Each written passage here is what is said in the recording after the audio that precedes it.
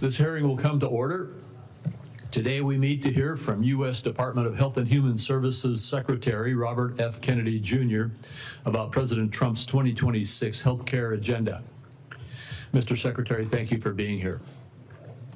While I expect a spirited debate today, I would remind my colleagues that each senator is limited to 5 minutes, and we're going to try to keep that as tight as we can today. There's 27 of us, and we all probably are going to want to have our opportunity. At the end of the 5-minute time frame, I will gently tap the gavel if it appears that things are starting to lapse over, and encourage my colleagues and our witness to conclude their remarks at the conclusion of this time. President Trump and Secretary Kennedy have made a steadfast commitment to make America healthy again. Under this administration, HHS has placed patients at the center of the healthcare system, empowering them with the tools and information they need to create a healthier future. We know that chronic diseases such as heart disease and cancer and diabetes are some of the leading causes of death in America. Now the department has a renewed focus on tackling the root causes of chronic disease and promoting prevention first. I look forward to exploring ways that the federal government can further align payment incentives to support healthy living and fight chronic disease. The administration has also prioritized efforts to end waste, fraud, and abuse in our federal health care programs, including through eligibility and enrollment verification. This critical work is not just about saving taxpayer dollars. It's about restoring trust and ensuring vital programs like Medicare and Medicaid are sustainable for generations to come.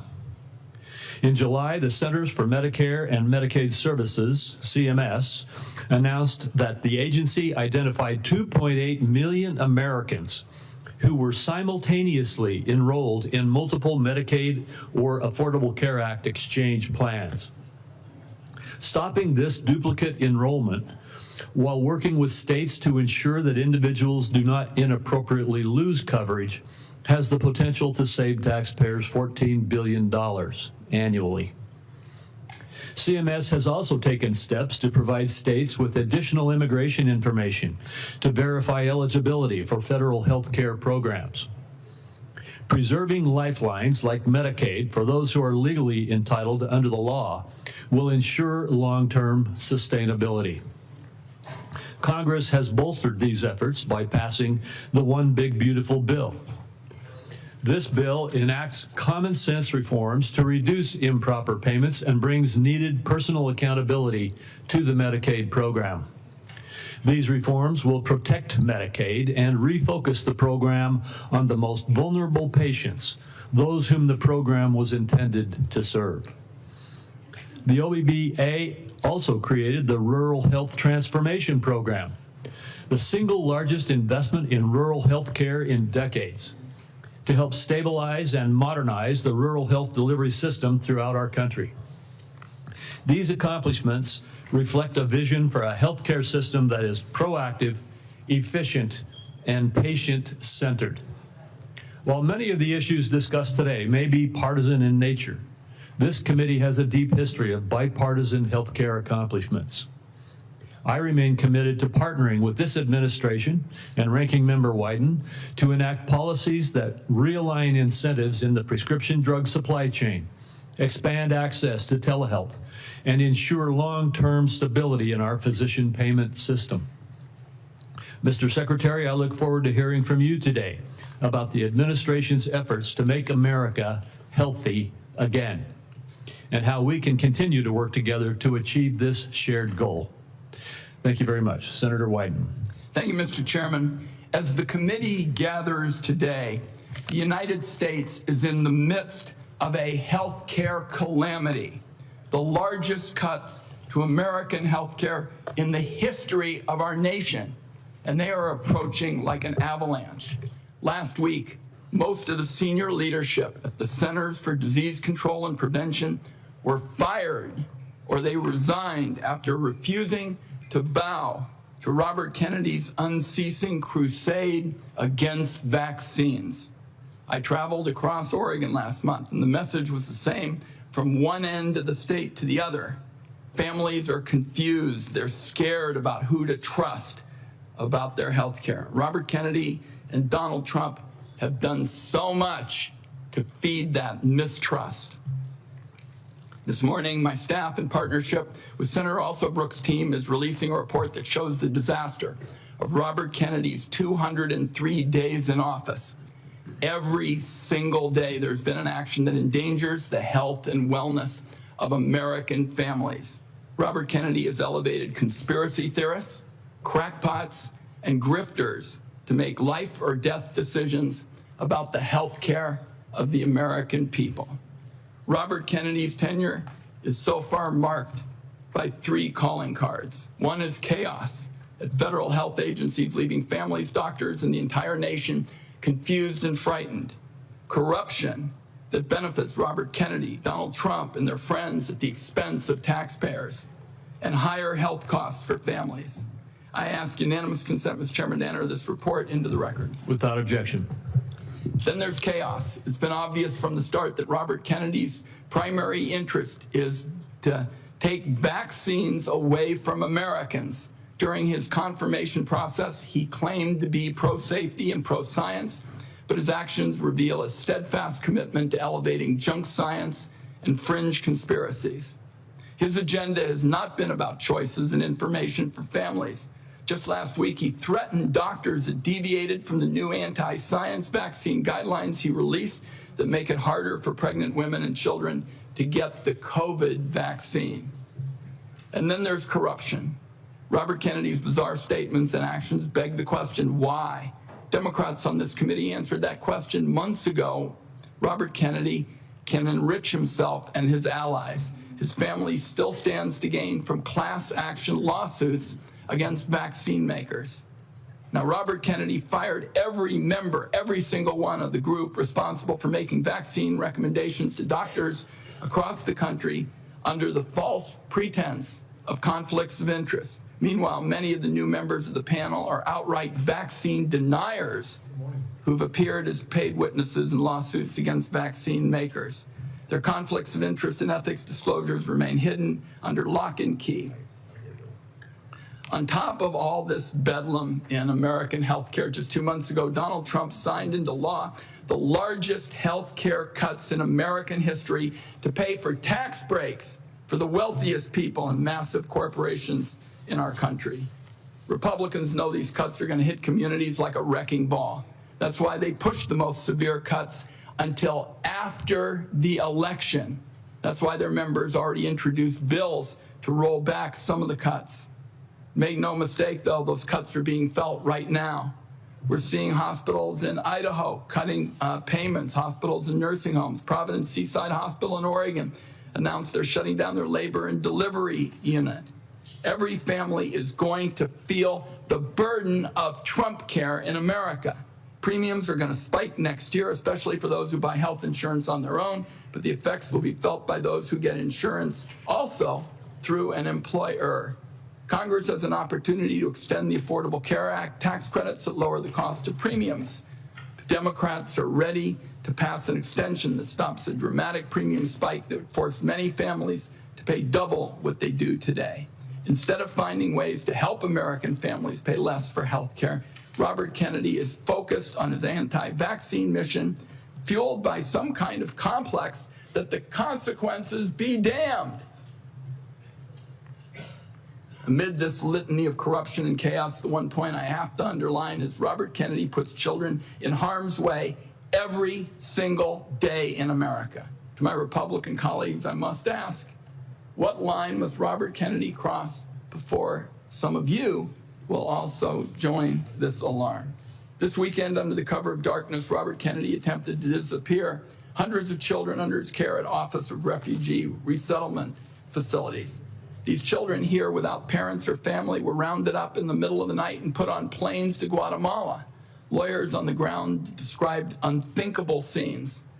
Our staff, some who are here today, were party to this in the middle of the night. And one child said to their lawyer, "Why do they want to send me back? My mom is dead and my dad abuses me. Why do they want to hurt me?" This was an actual conversation. These actions were illegal. Documents show that many of these children were in the country to escape trafficking in their homeland. Mr. Kennedy calls himself a protector of children. Some kind of rich claiming from somebody who's flown on Jeffrey Epstein's private jet on multiple occasions. I don't think Robert Kennedy should be within a million miles of this job.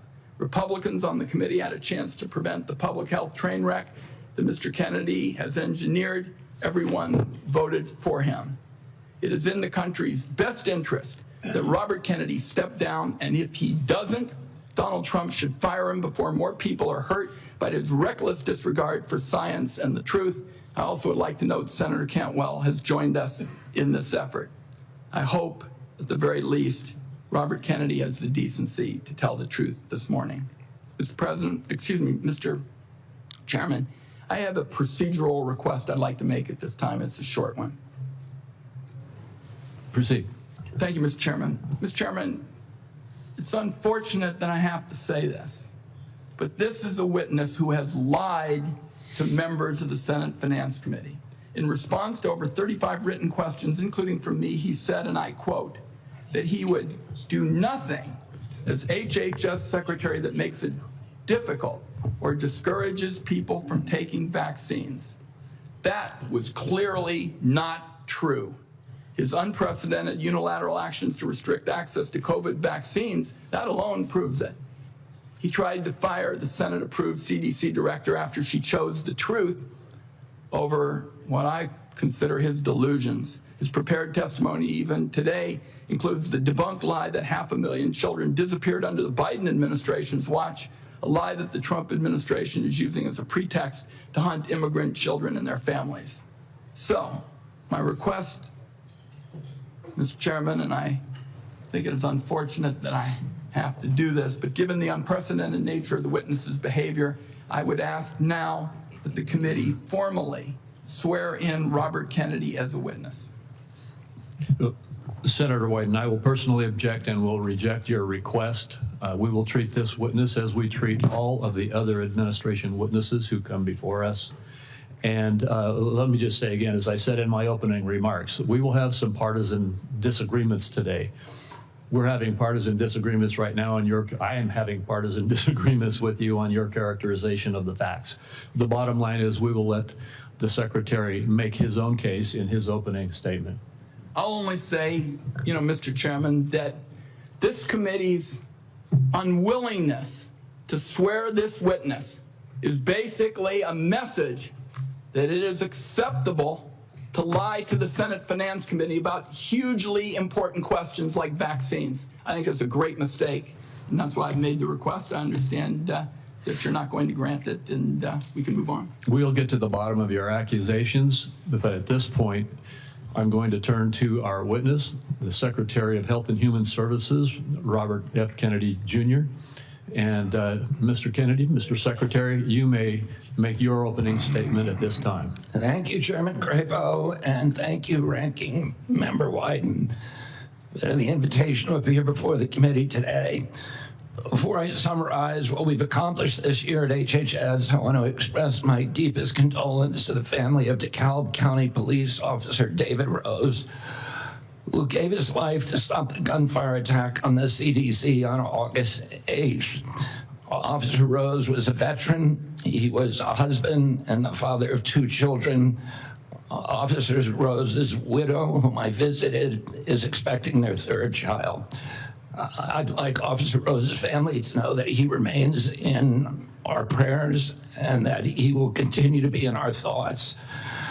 Let me start with the big picture. Under President Trump's leadership, we at HHS are enacting a once-in-a-generation shift from a sick care system to a true healthcare system that tackles the root causes of chronic disease. Chronic diseases reach crisis proportions in our country. And finally, we have an administration that is taking action. The Maha Report assessment, which the White House released in May, was the first government analysis of the key drivers of childhood chronic disease: ultra-processed foods, chemical exposures, physical inactivity, and over-medicalization. This month, we will follow with the MAHA report strategy, the Trump administration's solution for addressing each cause. At HHS, we haven't just been writing reports. We have been the busiest, most proactive administration in HHS history. In just half a year, we've taken on food dyes, baby formula contamination, the grass loophole, fluoride in our drinking water, gas station heroin, electronic cigarettes, drug prices, prior authorization, information blocking. It takes over 3 months to get a prior authorization. Senator Kennedy, do you know something? The committee will come to order. Between those 3 authorizations, you're killing millions of people. I apologize to you for that outburst, Secretary Kennedy. I would notify everyone else in the audience. Comments from the audience are inappropriate. If there are any further disruptions, the committee will recess until the police can restore order. Mr. Secretary, please proceed. As I was saying, prior authorization, information blocking, and healthcare interoperability. We are ending gain-of-function research, child mutilation, and reducing animal testing. We are addressing cell phone use in schools, excessive screen time for youth, the lack of nutrition education in our medical schools, sickle cell anemia, hepatitis C, the East Palestine chemical spill, and many, many others. At FDA, we are now on track to approve more drugs this year than at any time in history. I'm also proud to say that HHS under President Trump is doing more with less. We have taken measures to fight waste, fraud, and abuse. Just by eliminating duplicative enrollments in CMS, we are saving taxpayers $14 billion a year. Meanwhile, we are expanding access for people who need it. We are ending racist diversity, equity, and inclusion practices and instead focusing on aiding low-income and vulnerable families, regardless of their race, which was the original intent of Title X. We're also pouring $1 billion into Head Start and the Administration for Children and Families. Compassion need not be the casualty of efficiency. I'd like to highlight some issues that have not gotten media attention. First, we are doing our part to fulfill the President's commitment to stop human trafficking, especially of children. We inherited a terrible humanitarian crisis from the previous administration with its open border policies, which allowed the appalling loss of 476,000 unaccompanied children. We have implemented policies now to ensure that that appalling tragedy can never happen again. We have knocked on 82,000 doors and located 22,000 of those children. I promise you that we will do more in the next 3 years. We are also addressing the disastrous health conditions in tribal communities on Native American reservations. I've met face-to-face with tribal leaders in dozens of communities and tribes in Alaska, Arizona, Idaho, New Mexico, and elsewhere. And I look forward to making HHS resources more available to those communities. One of the most significant initiatives under President Trump is the Rural Health Transformation Fund, part of the President's Big Beautiful Bill, which will provide the greatest investment of federal money into rural health care in history. Finally, I would like to address the recent shakeups at CDC. These changes were absolutely necessary adjustments to restore the agency to its role as the world's gold standard public health agency with the central mission of protecting Americans from infectious disease.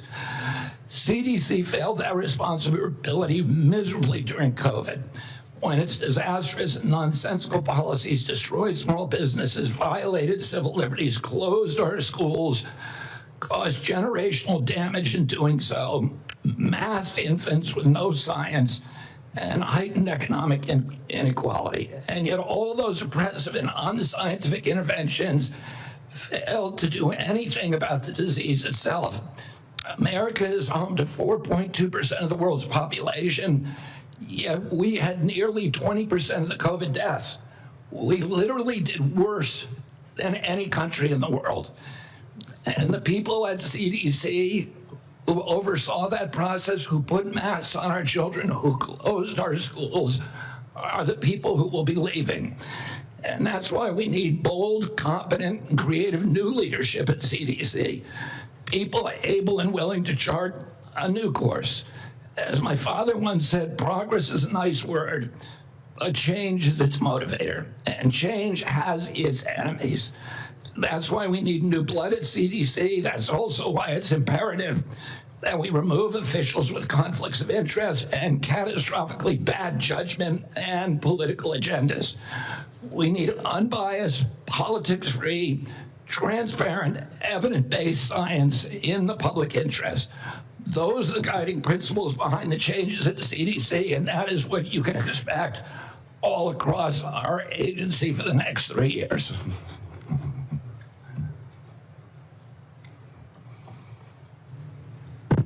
Thank you very much, Mr. Secretary. I'll begin with the questioning. And one of the first things I'd like to talk to you about is actually something that is under the auspices of CMS. And I spoke with Dr. Oz last night about this. I'm sure you're very familiar with it, though.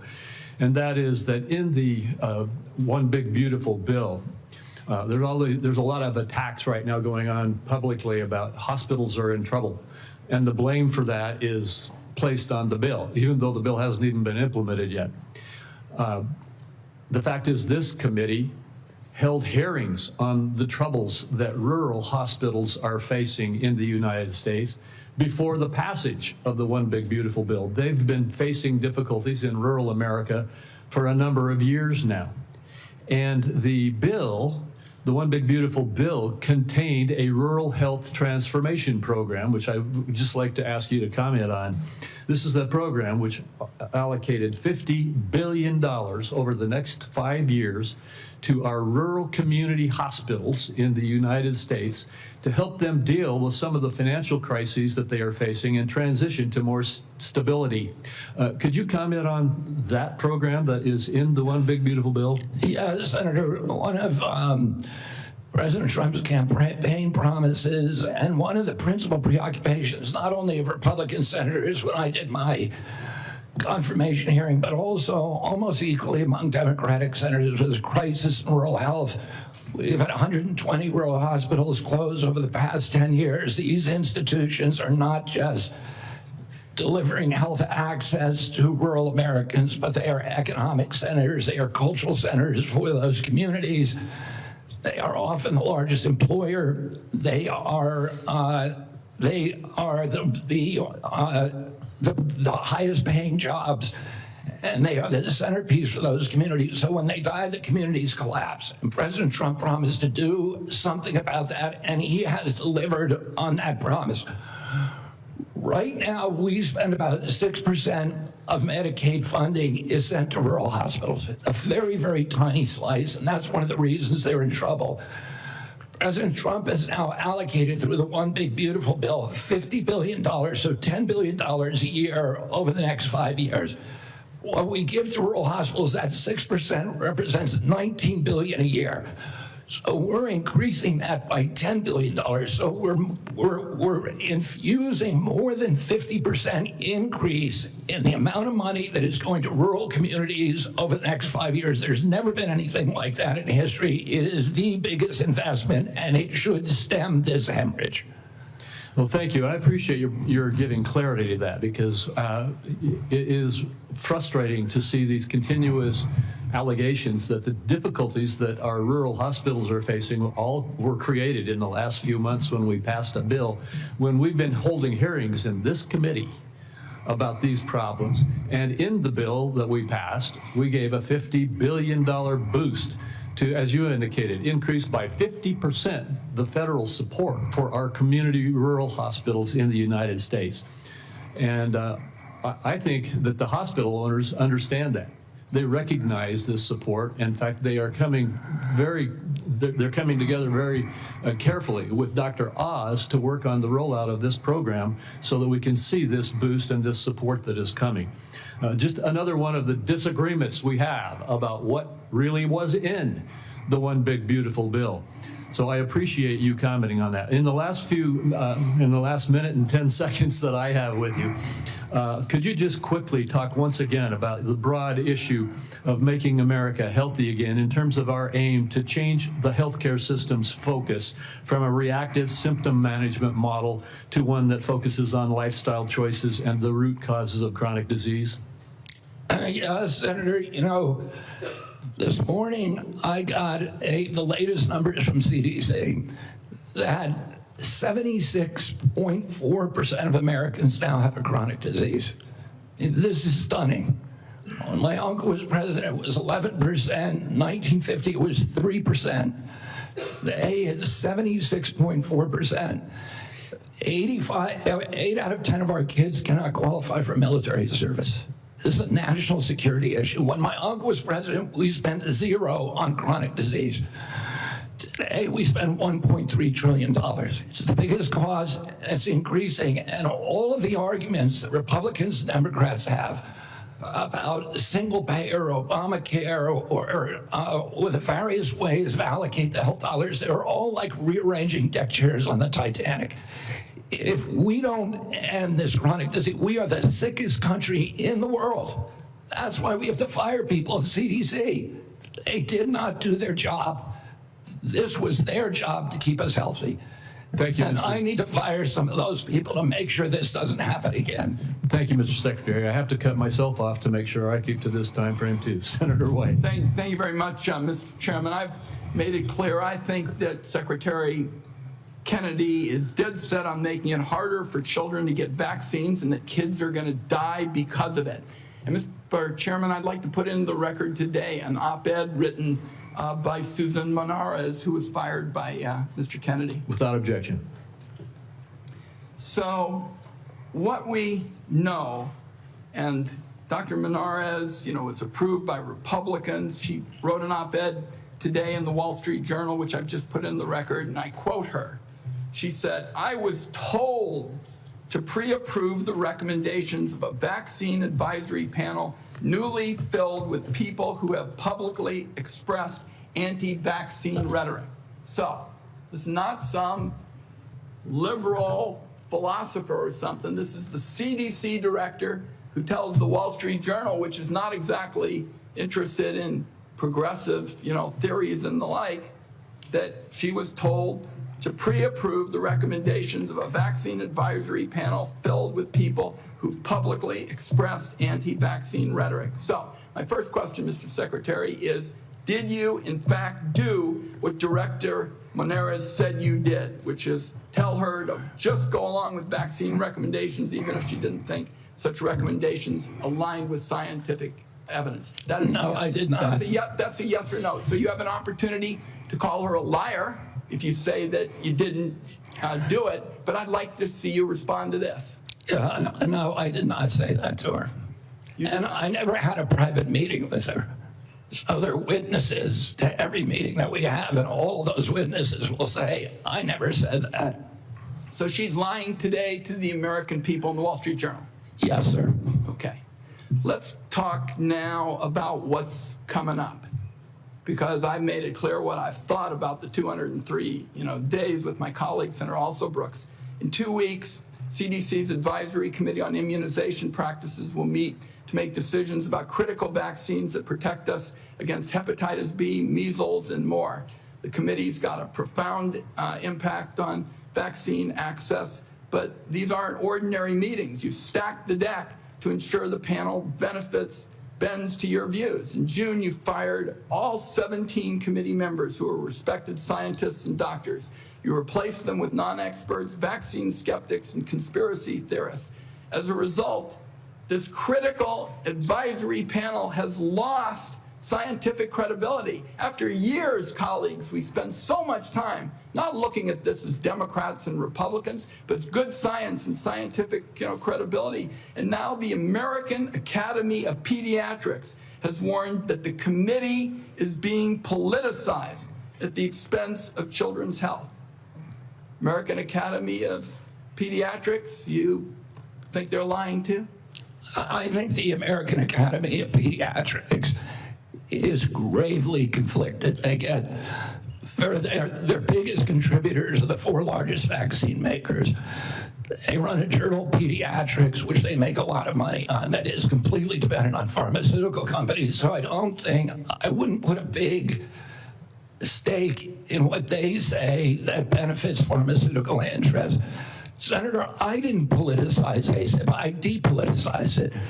The Congress has been investigating ASIP. All over the country, Mr. Secretary, scientists and doctors are saying otherwise. They're all wrong too. They're all lying, according to you. The scientists and doctors are supporting me all over the country.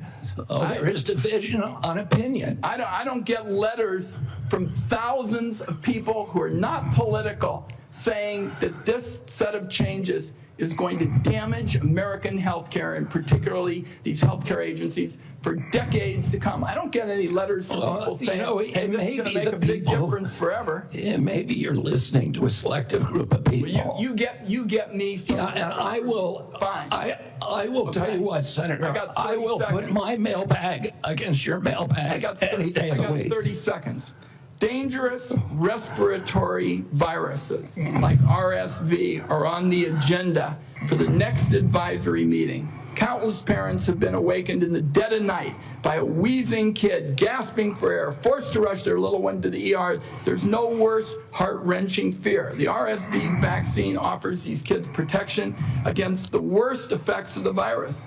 But now it looks like you're on a crusade to make infants and babies more vulnerable to the terrible illness. That's what we're doing with the COVID changes.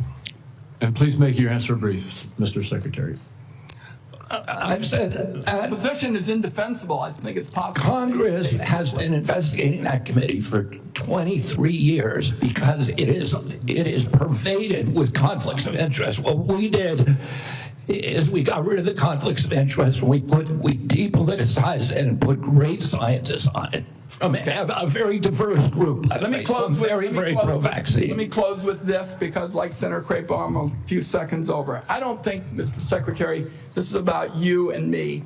This is about kids being pushed in harm's way by reckless and repeated decisions to get scientists and doctors out of the way and allow conspiracy theories to dictate this country's health policy. I don't see any evidence that you have any regrets about anything you've done or plans to change it. And my last comment is, I hope that you will tell the American people how many preventable child deaths are an acceptable sacrifice for enacting an agenda that I think is fundamentally cruel and defies common sense. Thank you, Mr. Chairman. Do I got a reply? Or, Senator, you've sat in that chair for how long? 20, 25 years, while the chronic disease in our children went up to 76%. And you said nothing. You never asked the question why it's happening. Why is this happening? Today, for the first time in 20 years, we've learned that infant mortality has increased in our country. It's not because I came in here. It's because of what happened during the Biden administration that we're going to end. I'm going to let Senator Wyden respond briefly to that, and then we're not going to go over like we just did. Defend this committee on a bipartisan basis. Colleagues, my cabinet secretary says that we have no interest in chronic care. Mr. Secretary, Mr. Chairman, could we have regular order, please? We are in the process of turning around the Medicare program with the chronic care bill that Chairman Hatch, when he was chairman, and this committee put together on a bipartisan basis. All right, we're going to proceed. And I just want the rest of the members to know, I gave Senator Wyden as ranking member some leeway there, but we're going to stick to the 5 minutes. Senator Grassley. First of all, thank you. I have asked HH secretaries in the past to fully utilize the Rural Community Hospital Demonstration Program under Medicare. The program has been underutilized. In May, the CMS filled the open slots. Thanks to your agency's work, there's been 10 more rural hospitals in the program. It's important that the federal government uses every tool possible to help rural hospitals. and thank you for making that possible. Now to my questions. Back in January, during your confirmation hearing, you told me that you agreed to leave farming regulations to the Department of Agriculture and EPA.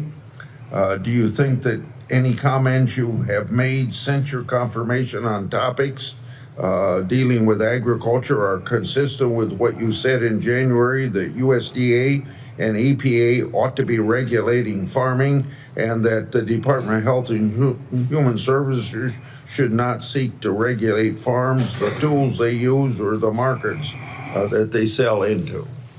Yes, Senator, we are working very, very closely with Brooke Rollins and with the agricultural community.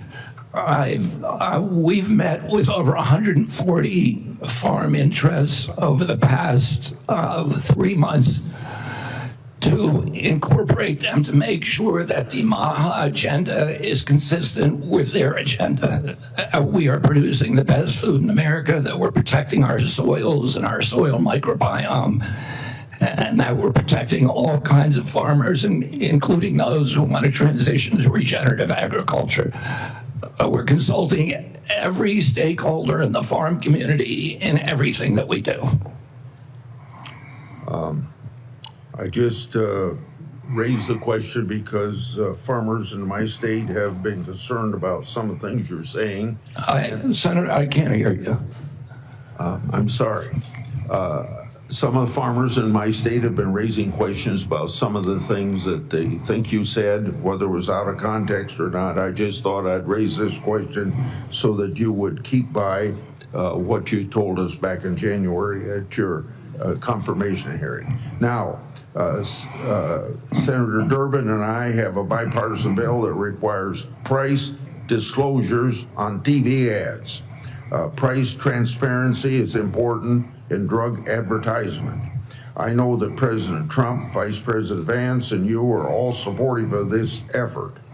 When can I expect action from this administration on requiring drug companies to publish the price of drugs in their TV ads?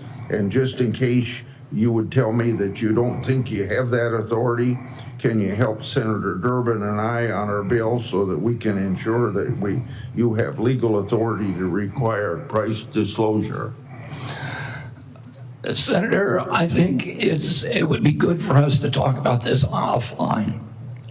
We are working on this in our agency, and I'm happy to tell you, give you the details of what we're doing. Okay.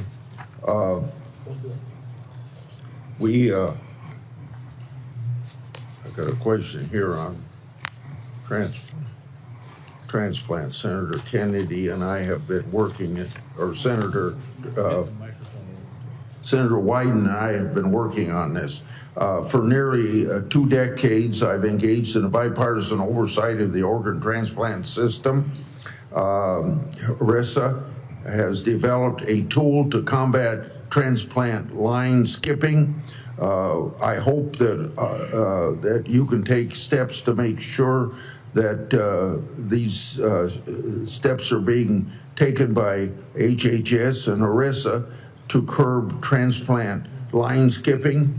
On July the 2nd, Senator Wyden and I wrote you a letter highlighting cases of OPOs in Mississippi and Kentucky. In each of these cases, OPO allegedly tried to harvest organs from patients still showing signs of life. I expect you to take steps through these organizations to ensure that this doesn't happen again. We have mounted a major investigation of misconduct, of illegal behavior, of organ harvesting, of living people, of line skipping, of favoritism, of all kinds of scandalous behavior inside the organ procurement organizations. We have already ended the contract, terminated the contract with the sole source provider. We are reorganizing the entire industry so that this can never happen again. I'm happy to go into the details with you if I had more time. Thank you. Senator Cornyn. Mr. Secretary, the United States spends approximately 18% of our GDP on healthcare, and yet by most accounts, we rank roughly 10th in the world in terms of the healthcare outcomes. Our Democratic colleagues seem to think the more money you spend, you're necessarily going to improve those outcomes. But at the same time, we have the two major drivers of our national debt, Social Security and Medicare, while we spend more money on interest on the national debt than we do on defense of the nation, which is an unsustainable trajectory. What is it that you're doing to address the effectiveness and the outcomes of our healthcare expenditures as opposed to just throwing more money at the problem? Yeah, I mean, throwing money at the problem does not work. We spend 2 to 3 times per capita what European nations spend on healthcare, and we have the worst health outcomes. We're 79th in health outcomes globally. Over the past 20 years, we've lost, or 30 years, we've lost 6 years to Europe in terms of longevity. So our lifespan was even with Europe's, now at 6 years behind. As I remarked to Chairman Wyden this morning, or Minority Leader Biden, today we got new data that showed that infant mortality has increased in this country in 2024 for the first time in 20 years. Diabetes has gone up 98% in 20 years. Nobody's doing anything about it. CDC's job was to make sure that this didn't happen. And what we're going to do is reorganize CDC, but also we've already righted the ship at NIH, at FDA, at CMS. And we are going to end the chronic disease epidemic. We are devoting thousands of studies. We're going to devote to identifying the causes, and we're eliminating them. And we're already starting. We're not waiting for everything to come in. We are starting now. We're doing this with food dyes, with GRAS standards, with dietary guidelines. We're going to get better food and better health to the American public because it's chronic disease that is bankrupting us and destroying our national security. It seems to me one of the biggest problems that we have in America today is the trustworthiness of the information that we actually receive from the news media and from any other source. And obviously, the easiest thing for our Democratic colleagues to do is to scare people because that is a powerful emotion, no matter what the facts may be. Do you believe COVID-19 was politicized? Yeah, the whole process was politicized. Senator, I mean, we were lied to about everything. We were lied to about natural immunity. We were lied to about, we were told again and again the vaccines would prevent transmission, they prevent infection. It wasn't true. They knew it from the start it wasn't true because that's what the animal studies and the clinical trials showed. We were told that there was science behind cloth masks. The CDC allowed the teachers union to write the order closing our schools, which hurt working people all over the country, and then pretend it was science-based. All of these issues, and then I can show you, like, for example, Chairman Wyden was talking about me politicizing ACIP, but during COVID, probably the most famous scientist on ACIP was Martin Kulldorff from Harvard, the great, world-renowned epidemiologist and vaccinologist. And he criticized the COVID booster mandates. They ejected him from COVID because he wasn't in the orthodoxy. The two biggest health officials at FDA during COVID, Dr. Gruber and Dr. Krause, criticized the Biden mandates, vaccine mandates. President Biden said in August, I would never take that vaccine, the Trump vaccine. And he came in, he mandated it, and then he fired the two top health officials at FDA who said, hey, this thing has not been properly tested. So the whole process was politicized, and even today. So let me, in 15 seconds, so I think you answered yes. It was yes. politicized. And I have concerns that when you look at some of the conflicts of interest in peer-reviewed articles in professional journals, and when you point out that even some of the physician associations are conflicted because of the money they get from the pharmaceutical industry, are you committed to trying to make sure that we use the best science and separate and eliminate politics as much as possible? That is what my job is. That's what my mission is. Eliminate the politics from science. Senator Bennett. Mr. Secretary, in June, you fired every member. Mr. Secretary, Mr. Secretary, may I have my time back, Mr. Chairman? Thank you. Mr. Secretary, thank you for your attention. In June, you fired every member of the well-qualified panel that was charged with recommending vaccines to the CDC. No one in your job has ever fired every committee member all at once.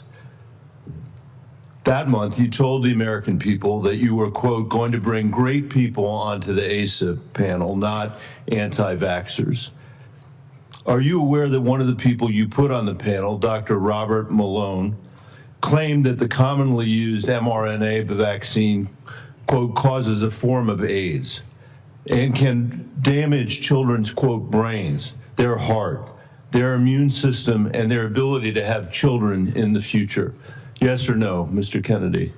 And Dr. Malone is one of the inventors. Yes or no? Yes or no? Were you aware that he had that view when you appointed him to this panel? Dr. Malone is one of the inventors. As I said, Dr. Malone is one of the inventors of the mRNA vaccine. So he knows a lot more about it than I do. Mr. Chairman, that statement is not true that Dr. Malone made, just as it wasn't true when you wrote that, quote, African AIDS is entirely different from Western AIDS.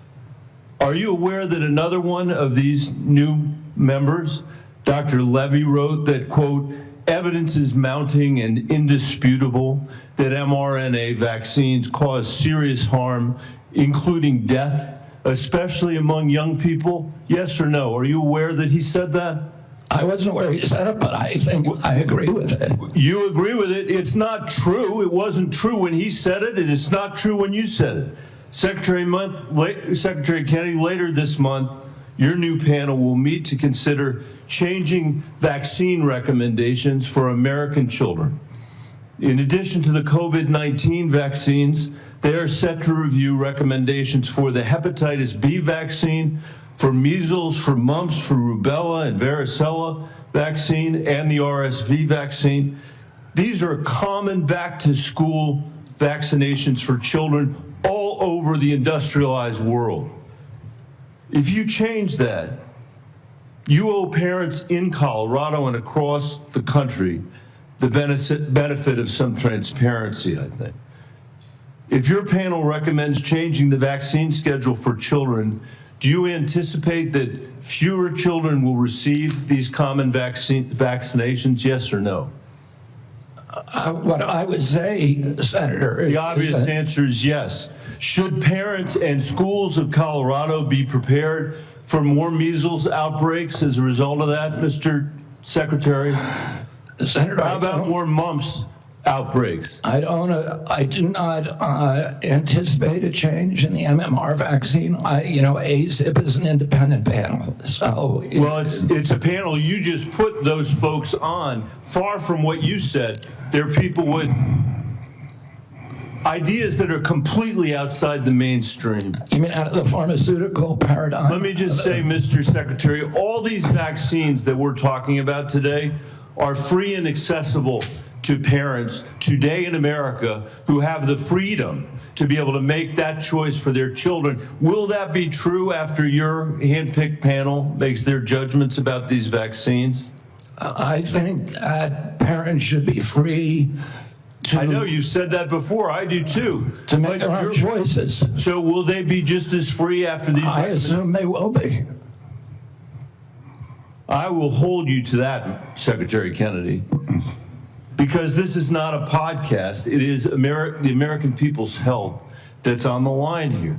This is the last thing, by the way, our parents need when their kids are going back to school, is to have the kind of confusion and expense and scarcity that you're creating as a result of your ideology. I think it's critical for you to share the evidence that this panel will rely on. Will you give the American people 6 months or 6 weeks in advance the record that they're going to rely on to make these decisions? Will you make it transparent for the American people? All the evidence is transparent. Will you make it in advance transparent for the American people so they can comment on it? All the evidence is transparent for the first time in history, and you were never there complaining when the pharmaceutical companies were picking those people and then running their products through with no safety testing. You can characterize it any way you want. I quoted them today. What I said was accurate. What you said were lies. You described people moving the Titanic.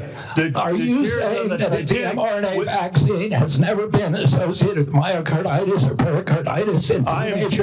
I am simply. Is that what you're trying to tell us? I am simply trying to say that the people that you have put on that panel, after firing the entire. You're evading the question. No, I'm asking the questions here, You're Mr. Kennedy. evading that question. I'm asking the questions, Mr. Kennedy. Your question. I'm asking the questions for Mr. Kennedy on behalf of parents and schools and teachers all over the United States of America who deserve so much better than your leadership. That's what this conversation is about, Mr. Chairman. Senator, they deserve the truth, and that's what we're going to give them for the first time in the history of that agency. Senator Cassidy. Thank you. I'll try and restore a little calm here. And I'm approaching this as a doctor, not as a senator. I am concerned about children's health, seniors' health, all of our health. And I applaud you for joining the president in a call for radical transparency. Thank you for that. I said yesterday, I believe it, that President Trump deserves a Nobel Prize for Operation Warp Speed.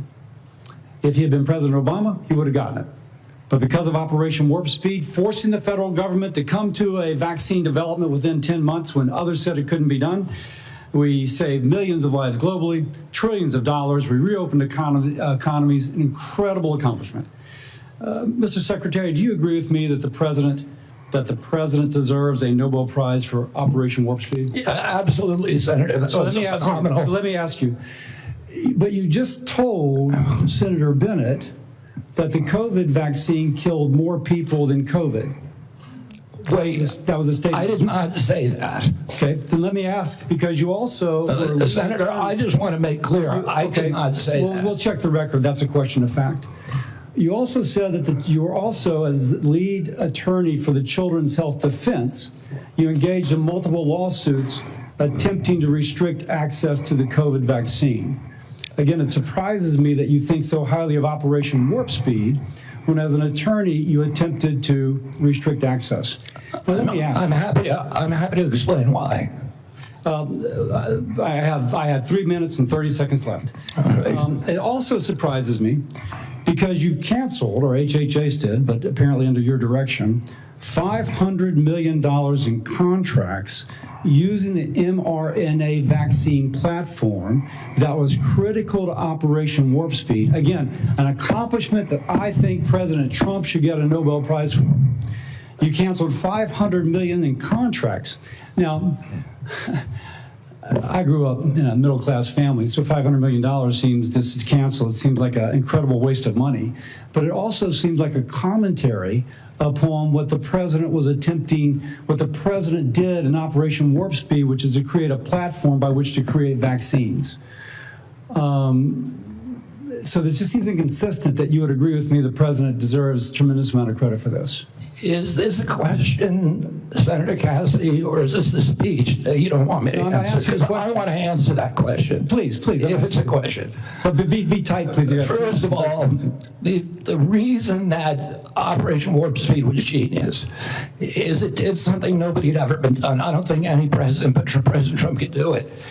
It got the vaccine to market that was perfectly matched to the virus at that time when it was badly needed, because there was low natural immunity and there were people getting very badly injured by COVID.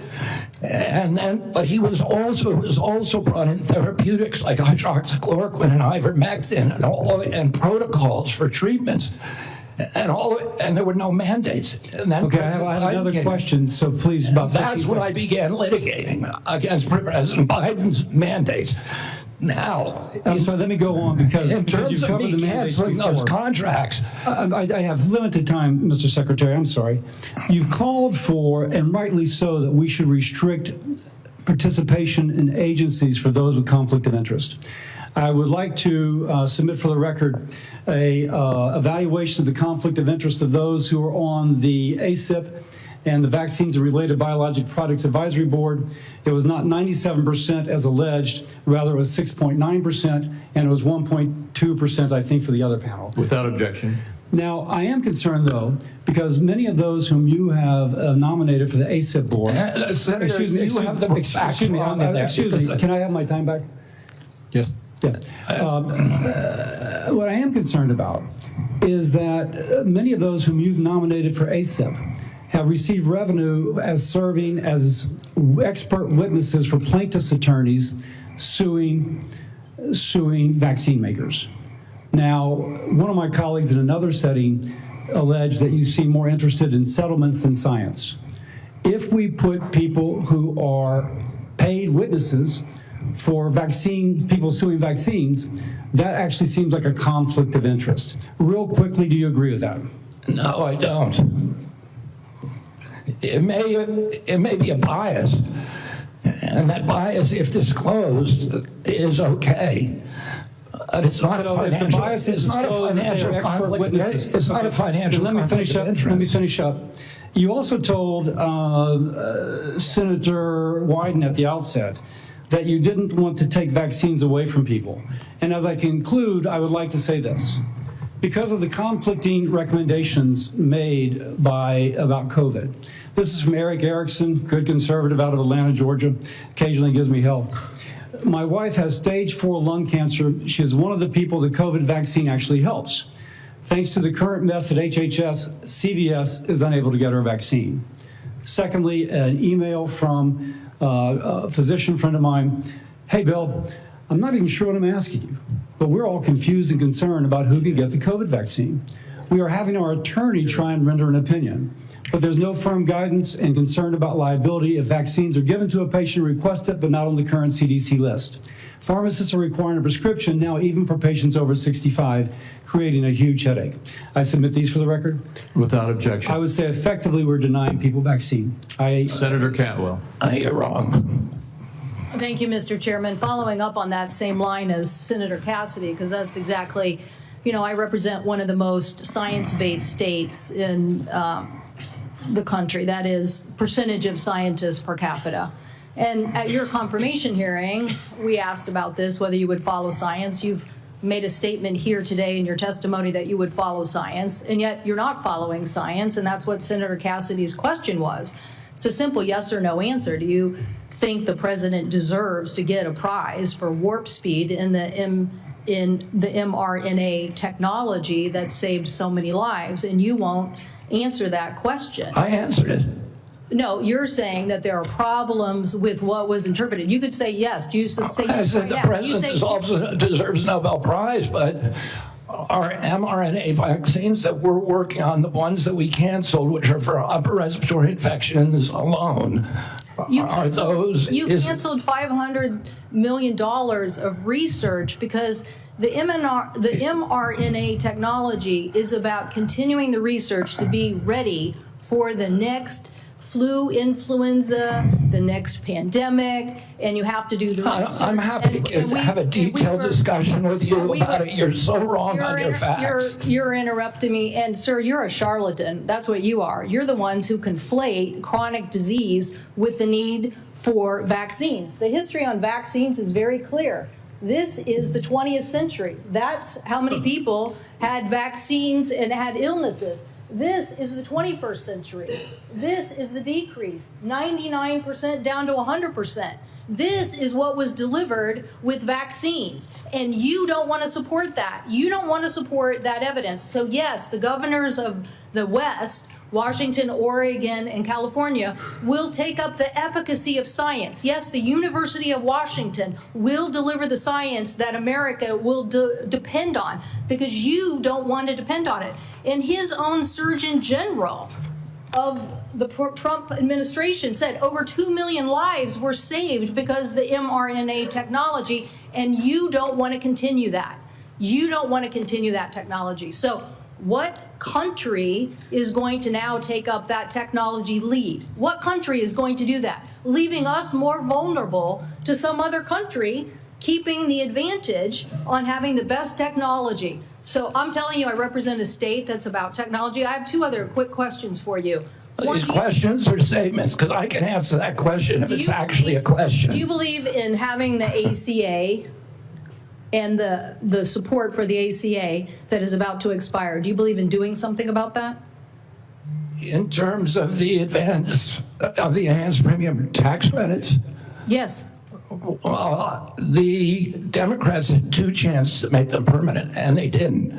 And they didn't for a reason. We're the ones who delivered it. So I'm just asking yes or no, do you want to do something about this? Yes. I want to fix the system, and that's what we're doing, fixing systematically to make premiums lower. That's what President Trump wants to do. Do you think the women on the steps of the Capitol were a hoax yesterday? I don't know about any women on the steps of the Capitol. The women who were talking about Epstein, do you think they were a hoax yesterday? Do I think they were? Do you think they were perpetrating a hoax yesterday? Perpetuating a hoax? Yeah. I have no idea what they were saying. This is the first I'm hearing about it. You're hearing about the women on the Capitol steps saying that they believe that the Epstein information should be made public? That's the first you're hearing about it? What I'm saying is you are perpetrating hoaxes. You, as this Secretary of Health. So you're undermining the whole healthcare delivery system, and you keep trying to point to chronic disease, but you're not putting solutions on the table to cover more Americans, and you're taking away the science and technology that has made us the leader that has saved, according to the first Trump administration Surgeon General, millions of lives, and you don't want to keep that going. So no, I don't support your continued efforts as Secretary, and I definitely think that our colleagues need to rally around science. If you want the Northwest to continue to lead on all innovation and all healthy people, okay, we'll do that. But it's a sad statement for the rest of America and America's leadership on technology. Thank you, Mr. Chairman. Thank you, Senator Warner. Mr. Secretary, I agree with a lot of my colleagues' statement. I actually had hoped I didn't support you. I thought taking on chronic illnesses was going to be important. I've got 2 kids, as we discussed when you met, that have chronic illnesses. I'm not sure that the focus on red dye and seed oils are going to fully solve that problem. Of course they won't. I would say this, that seems where your emphasis is. I want to go back to just, again, some basic facts. Do you accept the fact that 1 million Americans died from COVID? I don't know how many died. You're the Secretary of Health and Human Services. You don't have any idea how many Americans died from COVID? I don't think anybody knows that because there was so much data chaos coming out of the CDC, and there was so many perverse incentives. And these are modeled. You don't know the answer of how many Americans died from COVID. This is the Secretary of Health and Human Services. Do you think the vaccine did anything to prevent additional deaths? Again, I would like to see the data and talk about the data. You have had this job for 8 months, and you don't know the data about whether the vaccine saved and lives? That's the problem, is that they didn't have the data. The data by the Biden administration absolutely dismal. So who was politicizing? You're saying the Biden administration politicized all the data? Go back to what Senator Cantwell just said. Fired Dr. Go to the Trump Surgeon General. They fired Dr. Krauss. They fired all the people who questioned the orthodoxy. They fired Dr. Gruber, Dr. Krauss. So, Mr. Chairman, the Secretary of Health and Human Services doesn't know how many Americans died from COVID. Doesn't know if the vaccine helped prevent any deaths. And you are sitting as Secretary of Health and Human Services? How can you be that ignorant? Like, you know, I remember when we went through the hearing with you, I asked you about community health centers. You didn't know what role they play. I've been visiting community health. I'm glad you've got to one. I think in April. I tell you what I hear on community health centers, they are terrified with all due respect to my good friend, the chairman, the big awful bill, because they are going to lose health care across the board. They already live in food deserts. They can't get to a nutritionist because Medicaid doesn't do enough reimbursement. If you're going to want Americans to get healthier, should they have access to nutritionists? Should they have access to good science about healthy food? Absolutely. Well, then how is that going to happen with the Medicaid cuts that are taking place? There are no cuts to Medicaid. Sir, that is an absurd. There is not a single, some of my Republican colleagues, but there's not a single study that does not, and I can tell you, I was in Franklin, Virginia a couple days ago. The rural hospital is going to close. The hospital system was so afraid they wouldn't even let me have the meeting there. But that rural hospital is going to close. And they are looking for where those folks are going to go. I mean, you're supposed to be doing health care policy, not being the doctor in residence for all of America.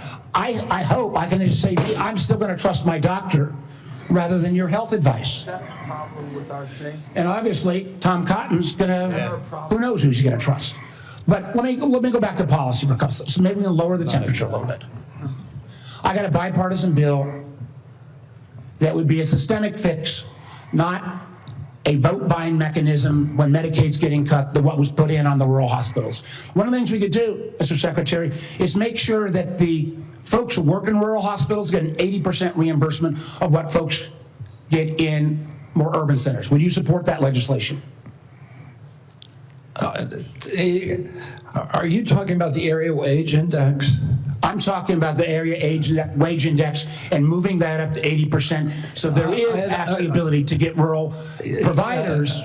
President Trump supports that, and we support. Do you support it? You support it. Good. So you will work with us to get that passed. Yes.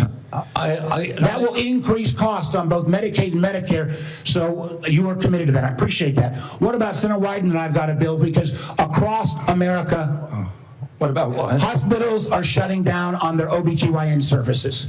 Try to have a baby. I don't know about all of my other friend states, but in Southside Virginia, you can't find a hospital. Will you work with us to make sure that before OBGYN services are taken out of a rural hospital, there has to be a process and procedure?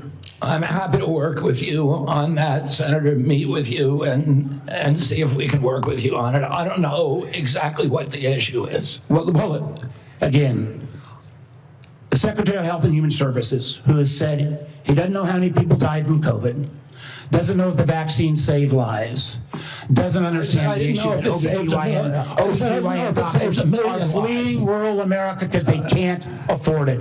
And with the cuts that are coming up, it's going to be exponentially worse. I would invite you, sir, to come with me to a community health center in Virginia and hear what is on people's mind. They want to get healthier? Absolutely. Count me in. But they also don't want their basic health care removed. Thank you, Mr. Chairman. Senator Langford. Mr. Chairman, thank you. Secretary, good to see you again. As I traveled around Oklahoma during August, it was great to be able to be home. I had several folks that contacted me, and we had some great meetings with some rural hospitals as well. They're looking forward to the $50 billion for the One Big Beautiful Bill that is targeting towards rural hospitals, starting with $10 billion next year. I know you're quickly getting all the instructions out on that. We know that's in process. It was good to be able to visit with them and be able to talk about that. They're very pleased. Thanks for the work you're doing on that. I also met with some of our groups that do incredible medical research on this. I know the NIH grants were held for a while and being studied. Those have been released. And grateful to be able to see that because there's some amazing medical research that's happening, including some longitudinal studies. They need those dollars released, so I appreciate y'all getting those released out there. I did hear from a lot of our folks, and I want to talk about one of these issues. From a lot of our hospitals, they immediately raised the issue of Medicare Advantage plans and how they're withholding payments, they're delaying payments back to hospitals, and a problem that's been for rural hospitals. I know y'all are working on that as well. We want to work with you on that. But you and I have spoken on the second issue on that, and it's the pharmacy benefit managers. During the confirmation process, it was interesting when you and I met in my office, you said every single senator brought up PBMs to you, and you made the statement during the confirmation process, this is an area that President Trump wants to take on, is the pharmacy benefit managers. This is unfinished business in this committee. but I wanted to just know, what is HHS doing at this point on the PBM issue in particular to make sure we're not driving out rural pharmacies, and what we can do to be able to make sure that's fair? I mean, it's a priority for the president. He talks to me about it, I would say, at least once a week, sometimes at 11 o'clock at night.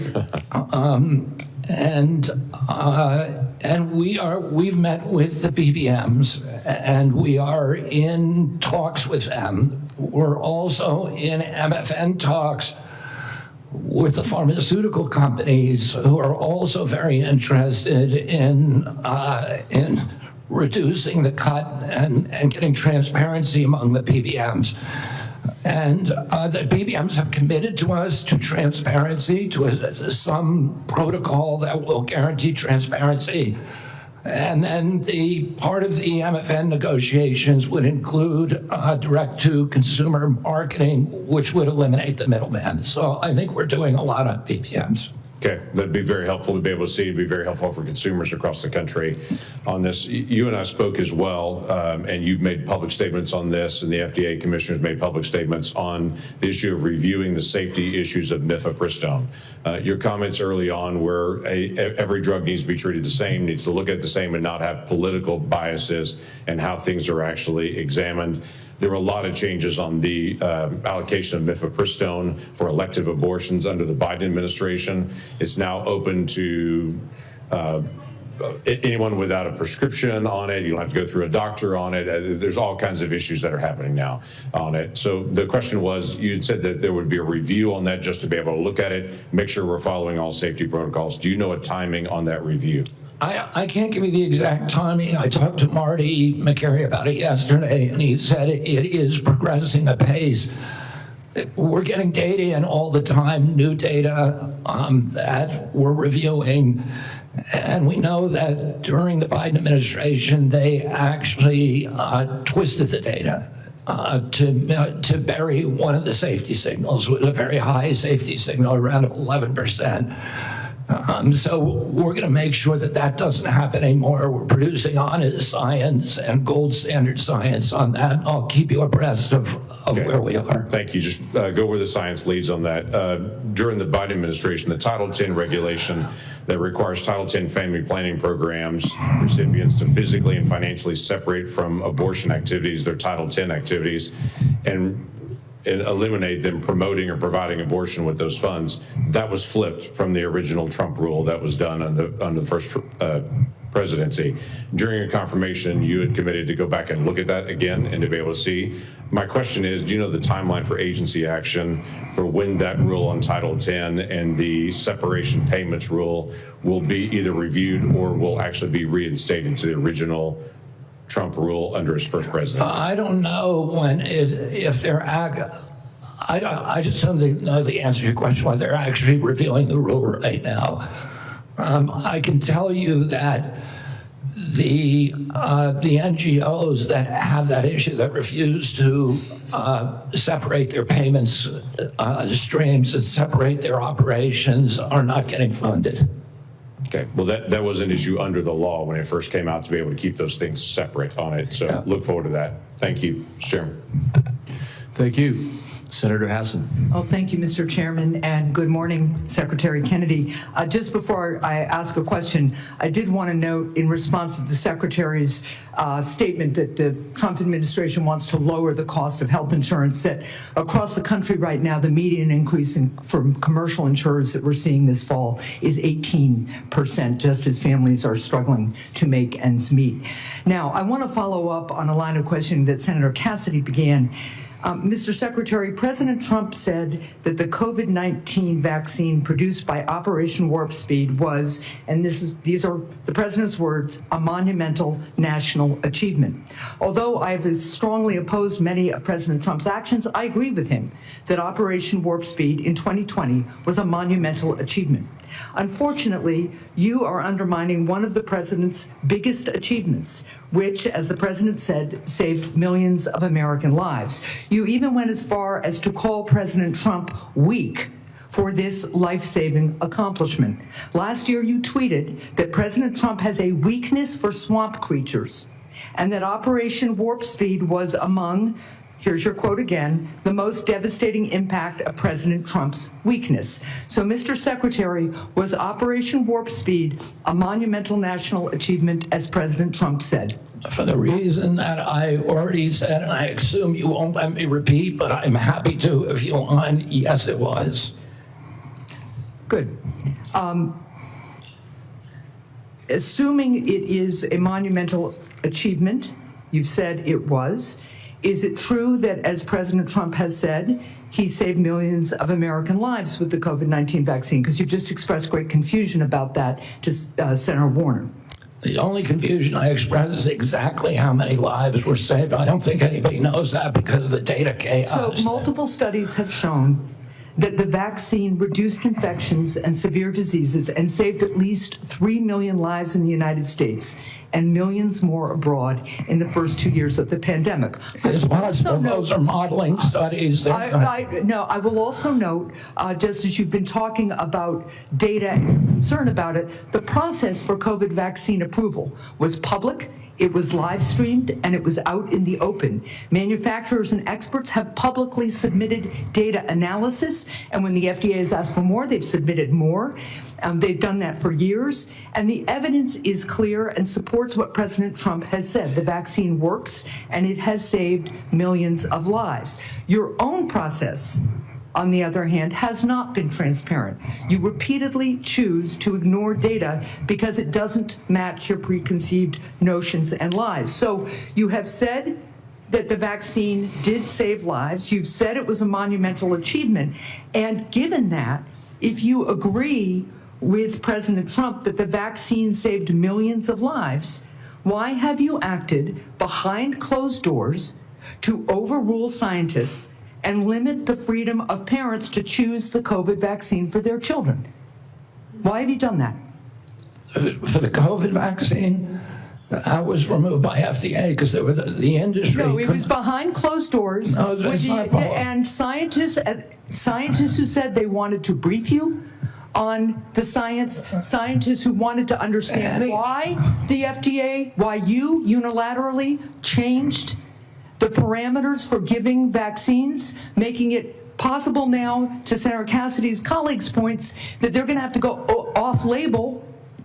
This is crazy talk. You're just making stuff up. To prescribe a vaccine for children. I'm not making things up. Do you know how the FDA approval process works and what? Yeah, I do. I know exactly. Do you know what an off-label prescription is? I know exactly how it works. I know exactly how it works. So why behind closed doors? It's not behind closed doors. The industry makes the studies, and they could not provide a study that said that it is effective for healthy kids. So when have you produced the data that you relied on and that this FDA relied on to change those parameters? You did it behind closed doors. No, the data is all public. Now parents who decide that they do want their children to have You're just making stuff up, Senator. I'm not You're just making stuff up. You know, sometimes when you make an accusation, it's kind of a confession, Mr. Kennedy. So let's just settle with this. So here's what's going to happen. To Senator Warner's point, to the parents who are concerned all around the country, to people who want to get the COVID vaccine this fall, even if they're under 65, because the boosters have worked, there's been much less serious disease, people do not have the same level of threat and risk from COVID that they used to because of these vaccines. People who want to exercise their freedom of choice are being denied that because you are citing data that you won't produce to the public. You're just and you are rejecting You're science. making things up to scare people, and it's a lie. With respect, I do not think I'm the one making things up. Thank you, Mr. Chair. Right now, Senator. Senator Barrasso. Thanks, Mr. Chairman. Mr. Secretary, thanks for being with us today. I believe one of President Trump's greatest achievements was his bold and successful actions on COVID. When faced with a global pandemic, he didn't back down. He was determined to find a cure, and through Operation Warp Speed, a vaccine was developed that distributed quickly, safely, effectively, and I believe it saved many, many lives.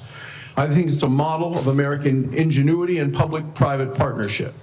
But this wasn't the first time an American president acted boldly to address disease and vaccines. There's a great book that's out. It's a prize-winning book called The Fate of the Day by Rick Atkinson, and he talks about the courageous efforts by George Washington. During the Revolutionary War, George Washington reversed his opposition to the smallpox vaccine, and he ordered that all the soldiers be vaccinated. It was among the most consequential decisions Washington would ever make. By protecting his troops from smallpox, Washington preserved the Continental Army, which allowed our nation to continue to fight for our independence. And like President Trump, I believe President Washington acted decisively to protect Americans' lives at a time of great national peril. So over the last 50 years, vaccines are estimated to have saved 154 million lives worldwide. I support vaccines. I'm a doctor. Vaccines work. Secretary Kennedy, in your confirmation hearings, you promised to uphold the highest standards for vaccines. Since then, I've grown deeply concerned. The public has seen measles outbreaks, leadership in the National Institute of Health questioning the use of mRNA vaccines, the recently confirmed director of Centers for Disease Control and Prevention fired. Americans don't know who to rely on. You know, recent polls said 89% of voters, 81% of Trump voters agree vaccine recommendations should come from trained physicians, scientists, public health experts. So, you know, they believe, you know, Senator Marshall, Senator Cassidy, they believe me when it comes to vaccines. If we're going to make America healthy again, we can't allow public health to be undermined.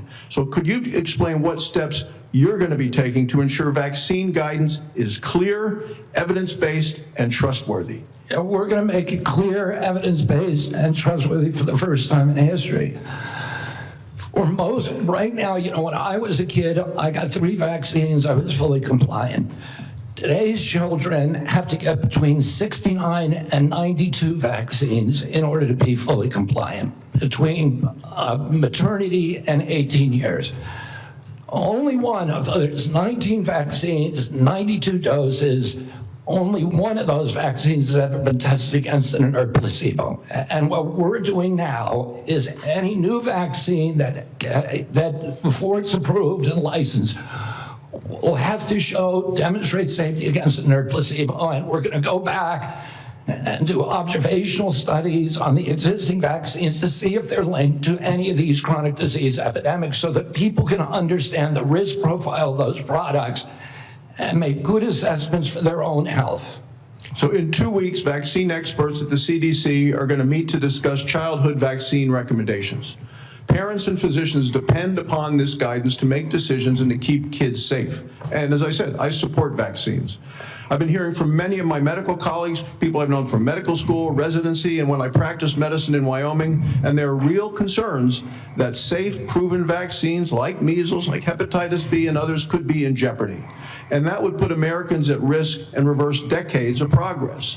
As we've seen over the last 4 years, the previous administration 4 years, when recommendations became politicized or were swayed by bias, that the public trust can be lost. So what safeguards are in place to ensure decisions are based solely on science and not politics? And how are you going to make sure doctors and parents can count on CDC guidance? I mean, Senator, I would point this out. Right now, there's only 10% of children are complying with the CDC's recommendation on COVID boosters. Only 15% of healthcare workers.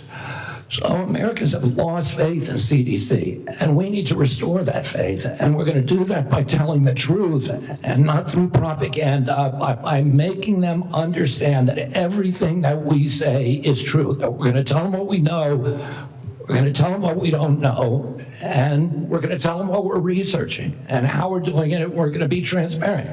It's the only way to restore trust in the agency, by making it trustworthy.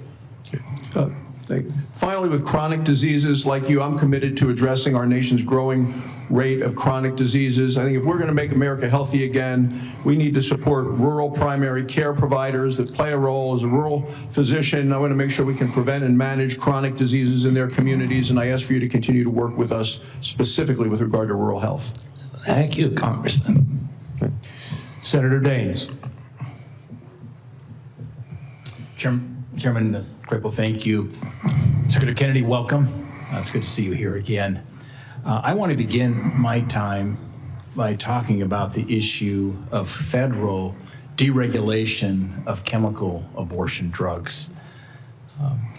Since mifepristone was approved in 2000, 25 years ago, the FDA has steadily stripped away safeguards related to this drug, no longer requiring a doctor's prescription, no follow-up visits, no adverse event reporting, and now allowing it to be sent through the mail.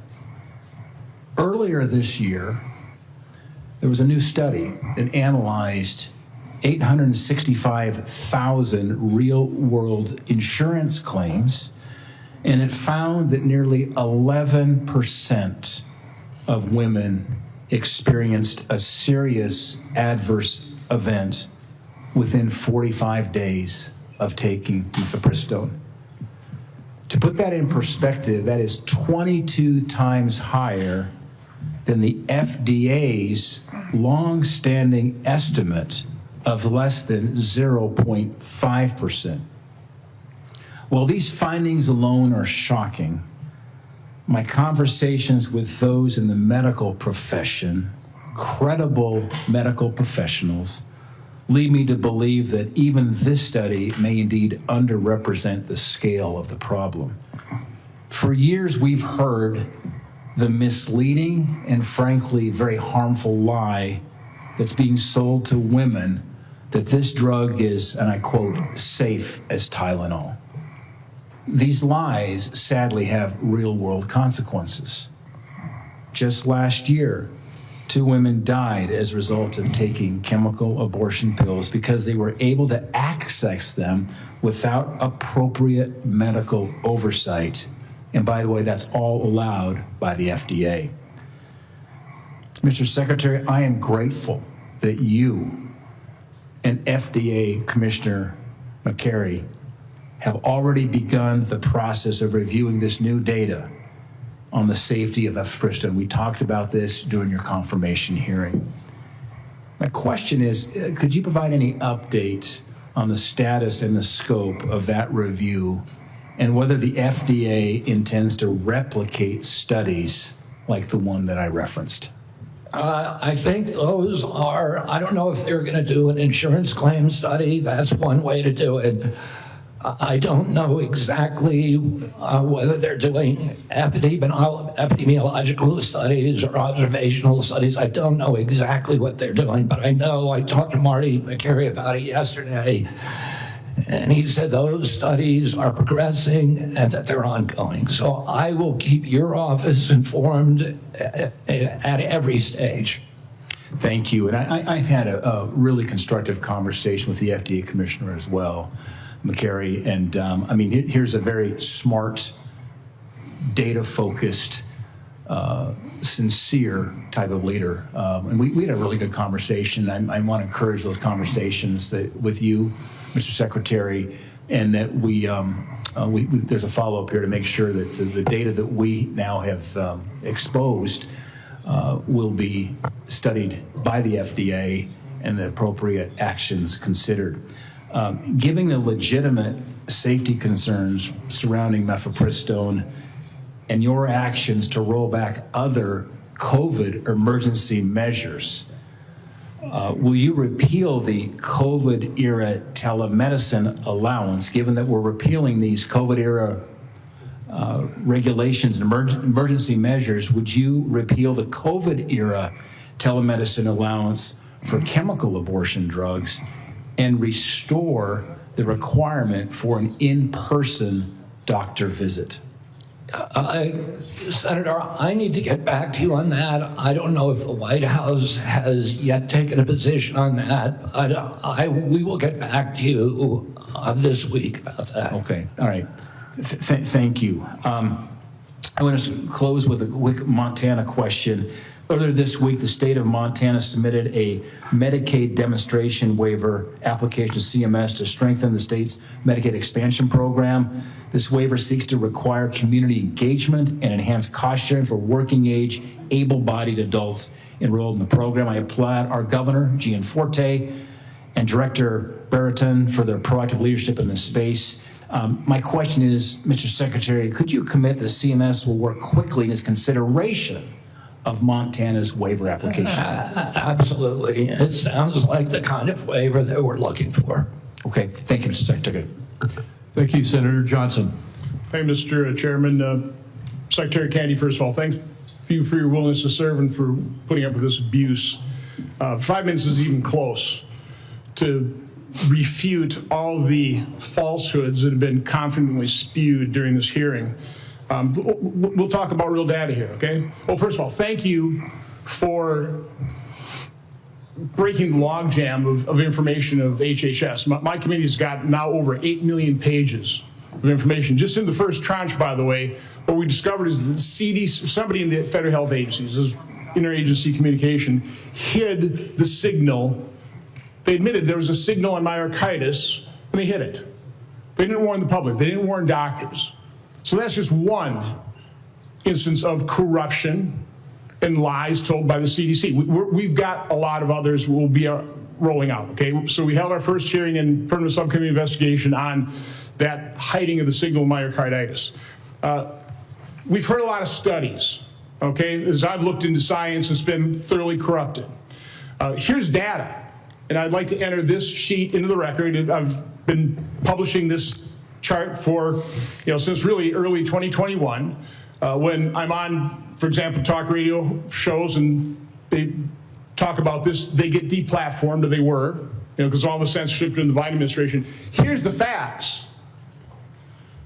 The VAERS system that was touted in October of 2020, this great safety surveillance system on COVID, a few months later, when they didn't like the results, they started denigrating their own system. But VAERS shows that there have been 38,742 deaths reported on VAERS worldwide associated with the COVID vaccine. 38,742. 9,252 of those deaths occurred on the day of vaccination or within 1 or 2 days. Again, I agree with you. Nobody knows how many COVID deaths were because the information was completely corrupted. Nobody knows how many lives were saved by the COVID. Again, I think most people, okay, if you're vulnerable, raise your antibodies, reverse severity, fine. There's not any good study on that. There's just information out there, just claims being made. This is hard evidence. And certainly what I've been advocating for are the injection injured, the childhood vaccine injured.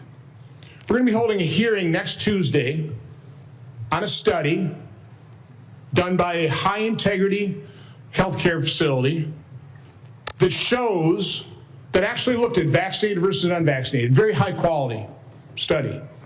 I'm not going to steal the thunder of Aaron Seary, who's going to be testifying on this. I think you're aware of this study that shows the vaccinated population far more prone to chronic illness than people completely unexposed to vaccines. That is just one example of how science has been corrupted by the way, the study was conducted, and when they conducted it, oh no, no matter what the results are, we're going to release this. They got the results in 2000. It is yet to be released. We're going to enter that in the record on Tuesday. Do you want to just talk about what you've witnessed in terms of the capture of the agencies that you're now in charge of, the corruption of science, which I believe you just said, that is almost your number one goal, right, is try to bring integrity and credibility back to science, which has been corrupted by the people who pay for it, by federal health agencies being captured by pharmaceutical industries, by big pharma, by big food. Just, I want to give you, I'm sorry, just the last minute to, first of all, defend yourself, but talk about the corruption of science that you're having to deal with and trying to correct. Yeah, I mean, I'll just tell you one example, and I could sit here and give you thousands. But in 2002, CDC did an internal study of Atlanta, Fulton County, Georgia children, and looked at children who got the MMR vaccine on time and compared those to kids who got them later. So in other words, kids who got them before 36 months and kids who got them afterward. The data from that study showed that Black boys who got the vaccine on time had a 260% greater chance of getting an autism diagnosis than children who waited. The chief scientist on that, Dr. William Thompson, the senior vaccine safety scientist at CDC, was ordered to come into a room with 4 other co-authors by his boss, Frank DeStefano, who's the head of the Immunization Safety Branch, and ordered to destroy that data. And then they published it without that fact. So you know that story, I know that story, and you know of hundreds of stories like that. It happens all the time. We are being lied to by these agencies, and we're going to change that right now. The letter I received from the Oshkosh business, it would be out of business because of the 50 employee mandate. It's going to be out of business. I just want to enter that in the record as well. Without objection. The committee will take a 5-minute quick break here just to allow just a moment of reset here, and then we'll start right back up again in about 5 minutes.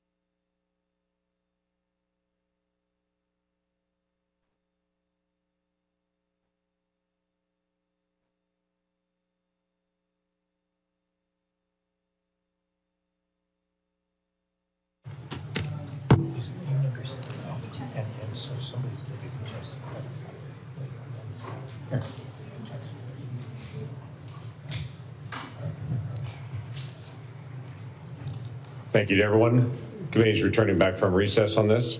Senator Whitehouse is recognized for questions. Thank you, Chairman. Mr. Secretary, I want to talk to you about Rhode Island. When you were last sitting there, here's what I said to you. I want to read it back to you because I want it to sink in. CMS has for years maintained a reimbursement system that the bureaucracy could never explain, never justify, that persistently pays Rhode Island providers less than neighboring Massachusetts and Connecticut providers, a difference of 23 and 26% in our regional healthcare market. Rhode Island's healthcare system is bleeding out because we aren't paid what neighboring hospitals and doctors are paid. And the one act that CMS took on this issue years ago was to make it worse. I raised that with you then. I've raised it since with Dr. Oz. I've raised it with CMMI Director Sutton. I would like to get action from CMS on that. One partial avenue of relief for Rhode Island is the AHEAD program. Rhode Island is a willing voluntary participant in the AHEAD program.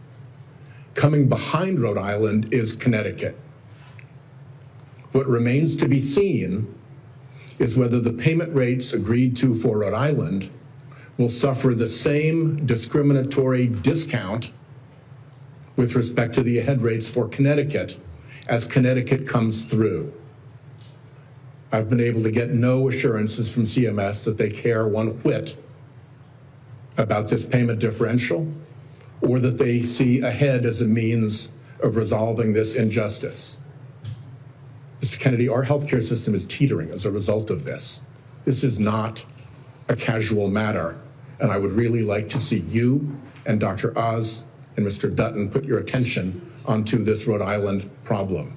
There is no conceivable justification for paying a hospital in Fall River 23% more than Rhode Island Hospital when Rhode Island Hospital provides more and better services, as recognized by the Secret Service, which will take an injured president from Martha's Vineyard to the Rhode Island Hospital Trauma Center, flying right over St. Anne's Hospital in Fall River, yet Fall River gets paid more. It makes no sense, and it has to be resolved.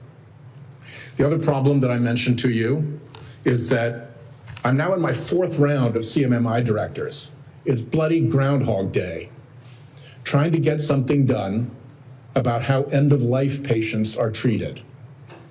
I'm offering Rhode Island as a willing example of how we can do it better. It is idiotic and cruel to force a family to put their dying loved one through 3 days and 2 nights of a hospital before they can put them in a nursing home. It is equally ridiculous to not allow palliative and curative care to happen together. Providing home care when someone is dying, even if they can still get out of the house or into the yard, is a basic thing to ask.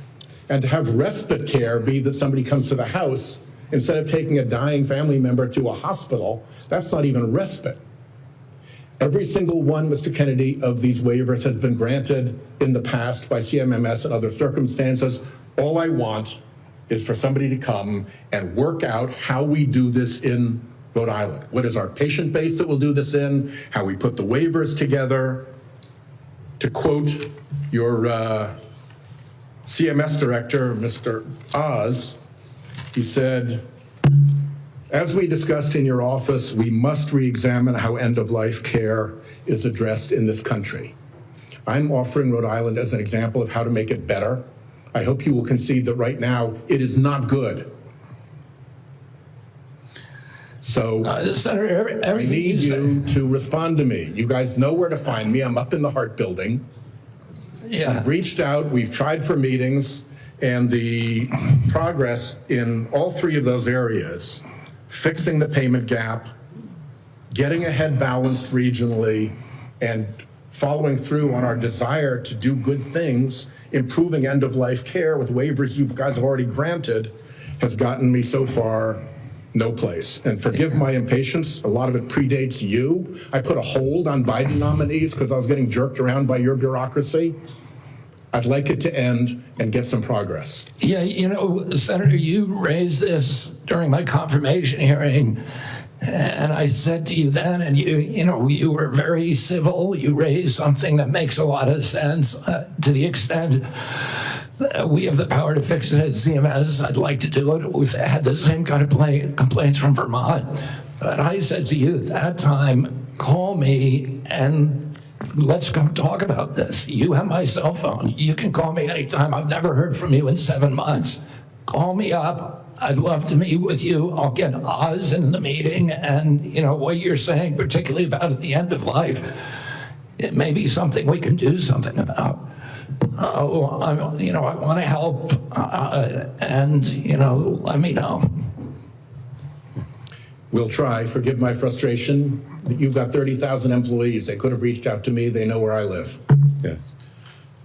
Senator Cortez Masto. Secretary Kennedy, thank you for being here.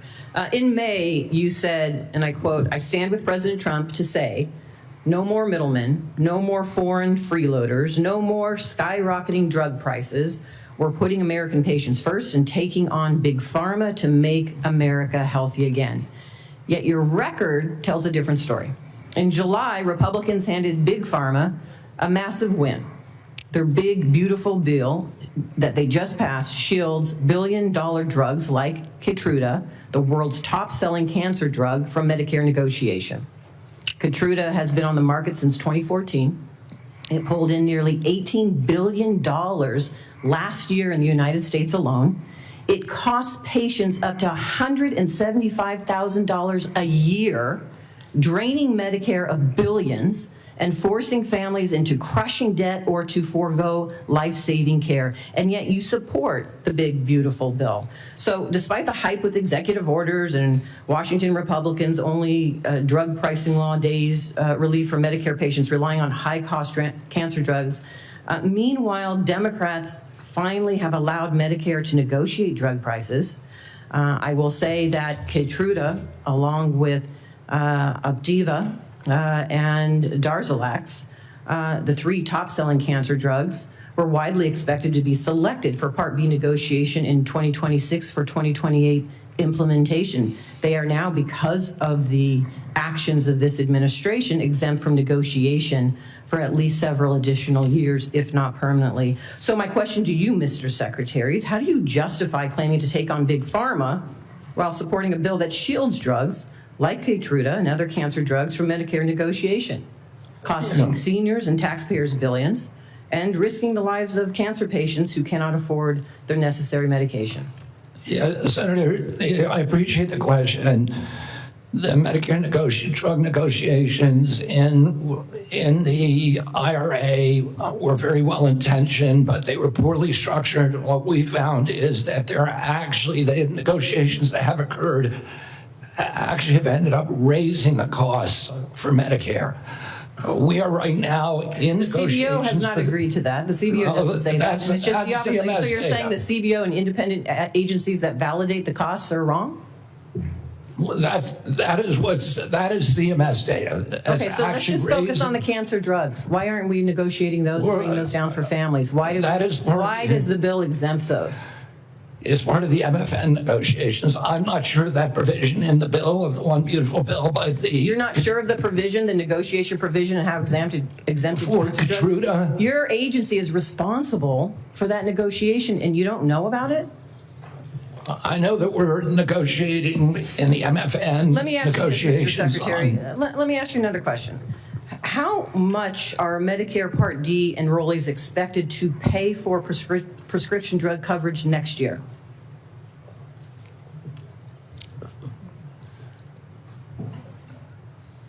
I think that is in debate right now.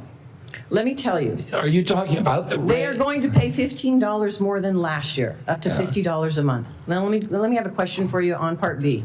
How much are Medicare Part B premiums expected to increase next year? I don't know. I talked to Dr. Oz about it yesterday. I think it's 16%. They're supposed to increase about 11.6% or $21.50 more each month. And again, last time you were before me, you couldn't answer the questions of the very agency and the authority that you have to address these issues. Next year, seniors and families are facing higher healthcare costs across the board. 23 million people on Medicare with a standalone Part D drug plan could see their premiums rise to $50 a month, up from $35, because the Trump administration is cutting the federal subsidy that has been keeping costs down. Part B premiums will jump 11.6% to $206 a month in 2026, one of the largest single-year increases in decades. And so for an administration that claims it is lowering costs, my question to you is, what are you going to do to keep costs down for seniors? I mean, I'm already doing what I'm already keeping costs down. What are you doing to keep costs down for seniors, knowing that these costs are going to be increasing? I mean, the program integrity bill, that is the first action that I did when I got in. It's one of the earliest actions in history of a complex regulation by an HHS secretary. A Congressional Budget Office has said that that's brought premiums down by 5%. That's the Congressional Budget Office, which does not like to acknowledge anything that we do. And does that impact seniors? Excuse me? Does that impact seniors? And I know my time is running out. Does that impact seniors? What you just talked about, you're lowering costs. I'm asking you specifically. We're lowering for helping costs. Seniors. Does it impact seniors? Does it impact? Come on. Let me just stop you. I didn't My hear time is what running you out, said. so I appreciate the chairman's indulgence here. My concern is you can't answer the questions. The very agency has oversight over these issues and controls the levers to lower costs for seniors. And you can't answer that simple question. I didn't hear your question. Okay, let's go. We'll just proceed, and Senator Tillis has yielded his position to Senator Blackburn, so And she'll take it. Thank you, Mr. Chairman, and Mr. Secretary, thank you for joining us today. I appreciate the comments you've made about the Rural Health Transformation Program. That is something many of us worked on, and we were pleased to push that out of this committee, and I know Dr. Oz is moving forward with implementing that. I appreciate your comments to Senator Warner on the area wage index. He and I have worked on fixing that, and we appreciate your attention.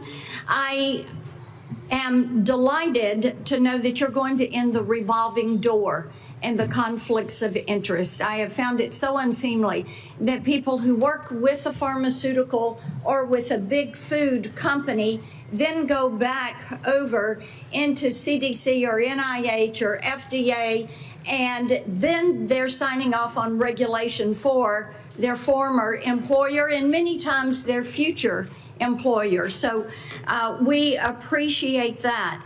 Senator Langford went to you on the PBMs, and as you are aware, my PBM Act that Senator Wyden worked with me on, that made it out of this committee last cycle.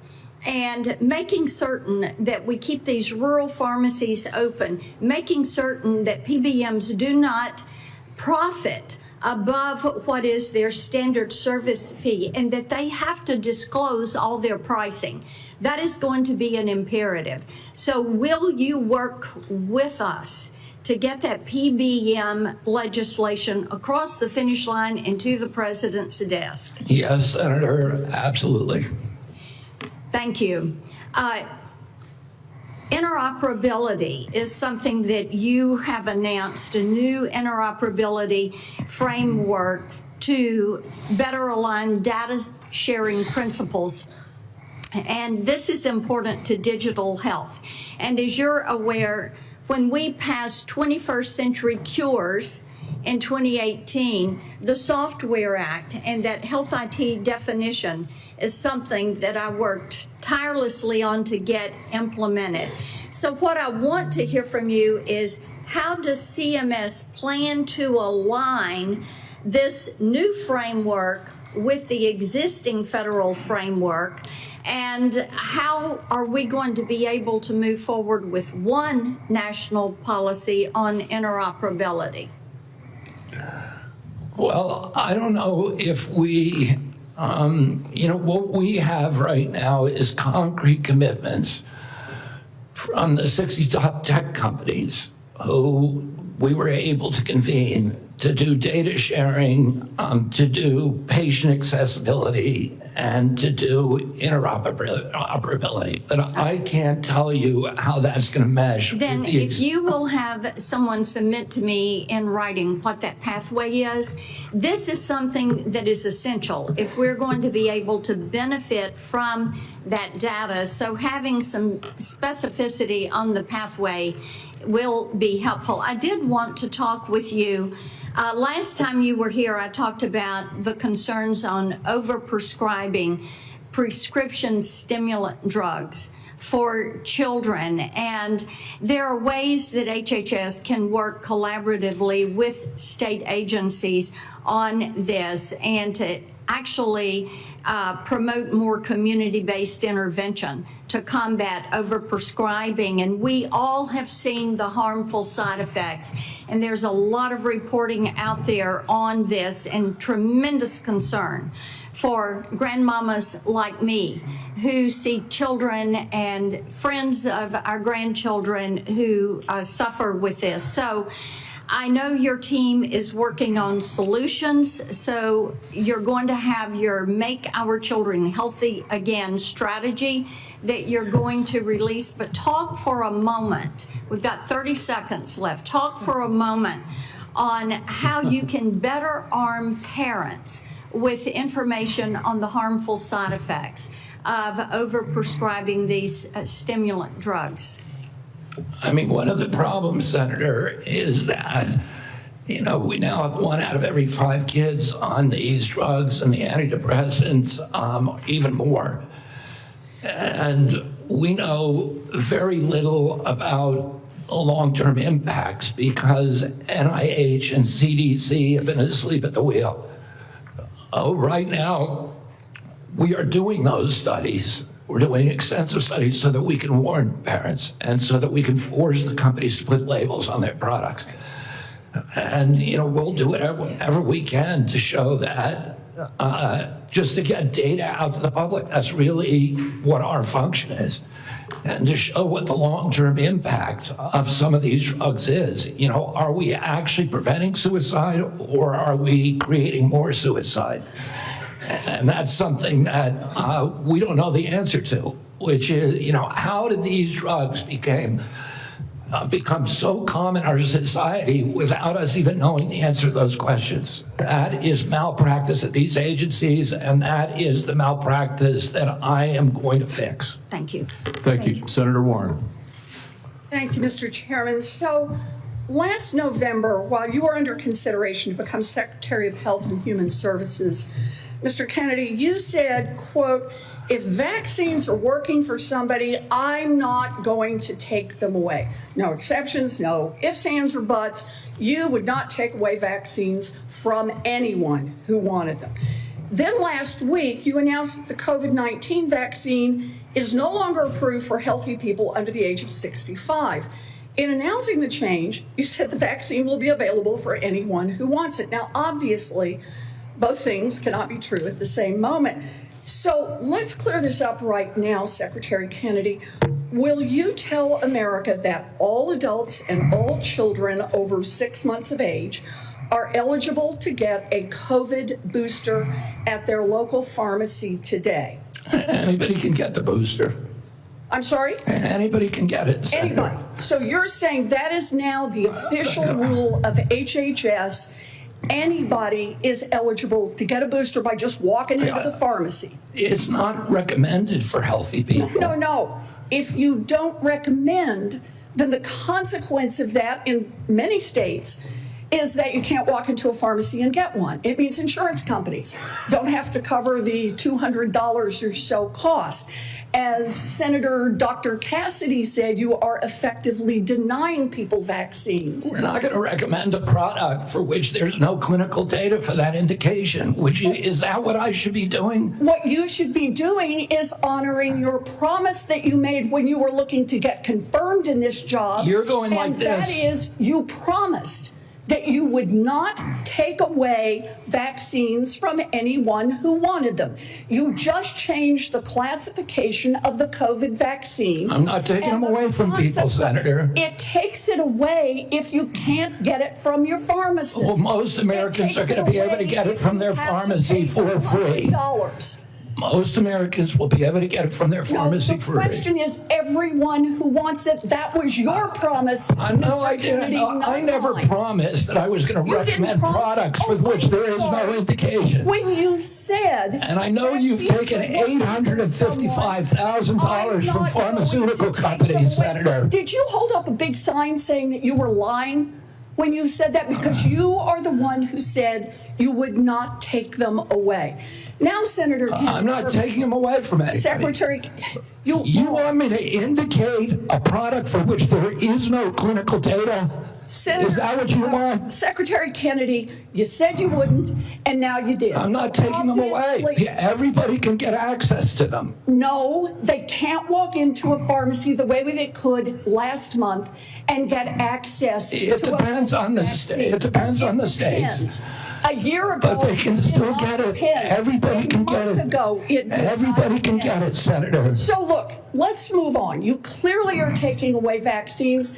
I've seen the list for what's coming up next, and that is the agenda for the next CDC vaccine panel. And first up is ratifying your COVID actions. Second is hepatitis B is on the agenda.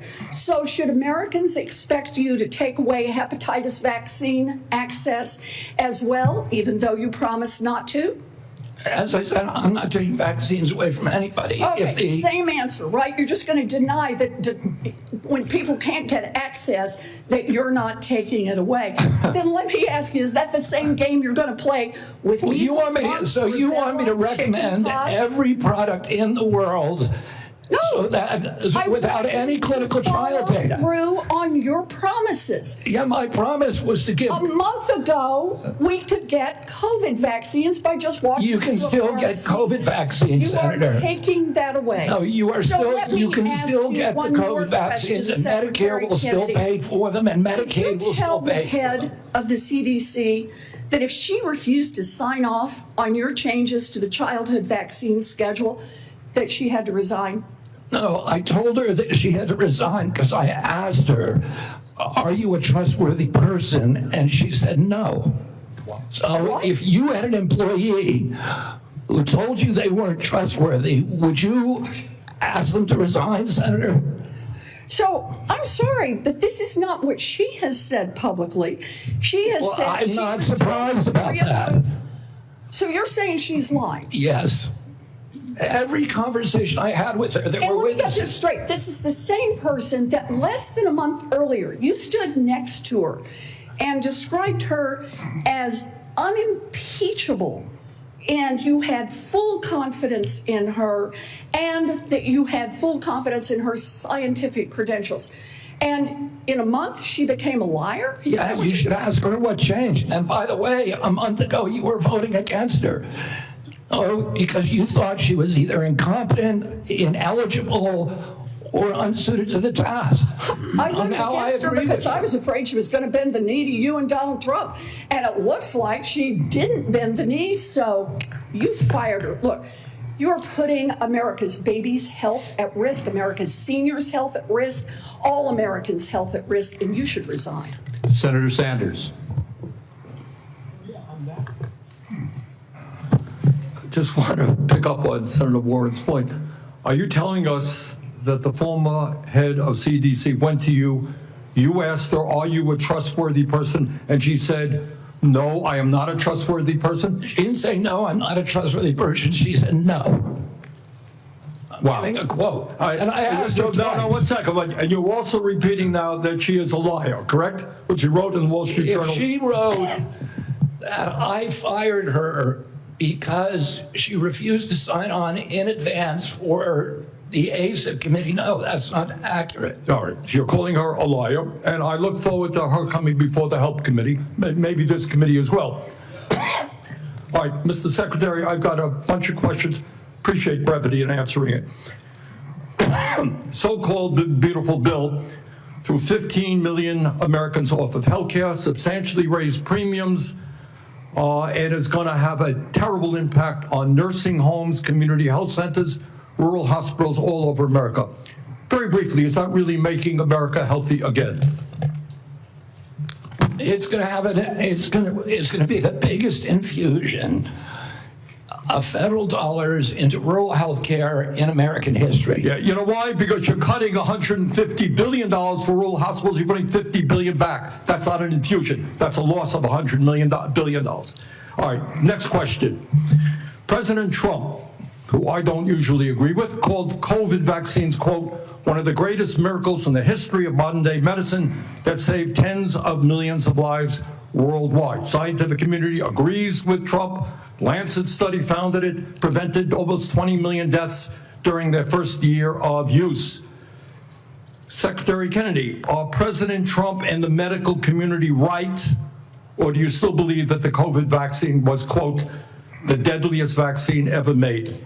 No, first of all, I didn't say that. Oh, I said that in terms of affairs reports a while ago. I said today, I think that President Trump should get the Nobel Prize. So who's right? Is Trump in the medical community right, or are you right?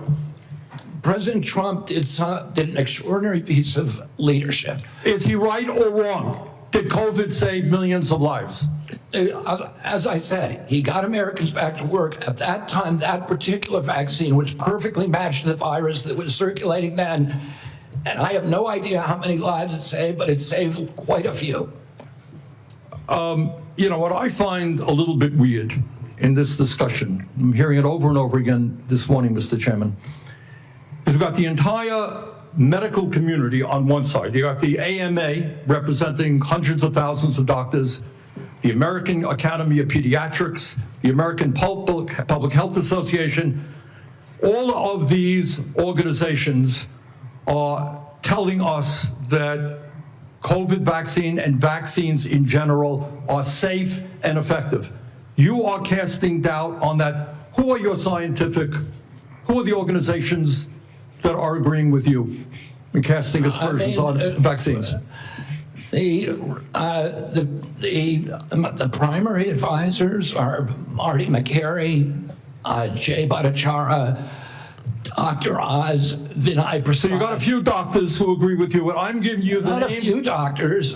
What you're talking about is there's a big difference, Senator, between established science and the scientific establishment, which has been co-opted by the pharmaceutical industry. Hold on. So you're telling the American people that the American Medical Association, representing hundreds of thousands of people, have been co-opted and that they should not trust their doctors. And the American Academy of Pediatrics, and by the way, just for the record, every single Republican, I don't mean to be political here, Mr. Chairman, has received PAC money from the pharmaceutical industry. Are they all corrupt as well? And I'm telling you, the American Heart Association has been co-opted by the food Everybody but you, Senator. But you know what? When you ran for president, you know, we have a corrupt campaign finance system. Maybe you'll agree with me on that.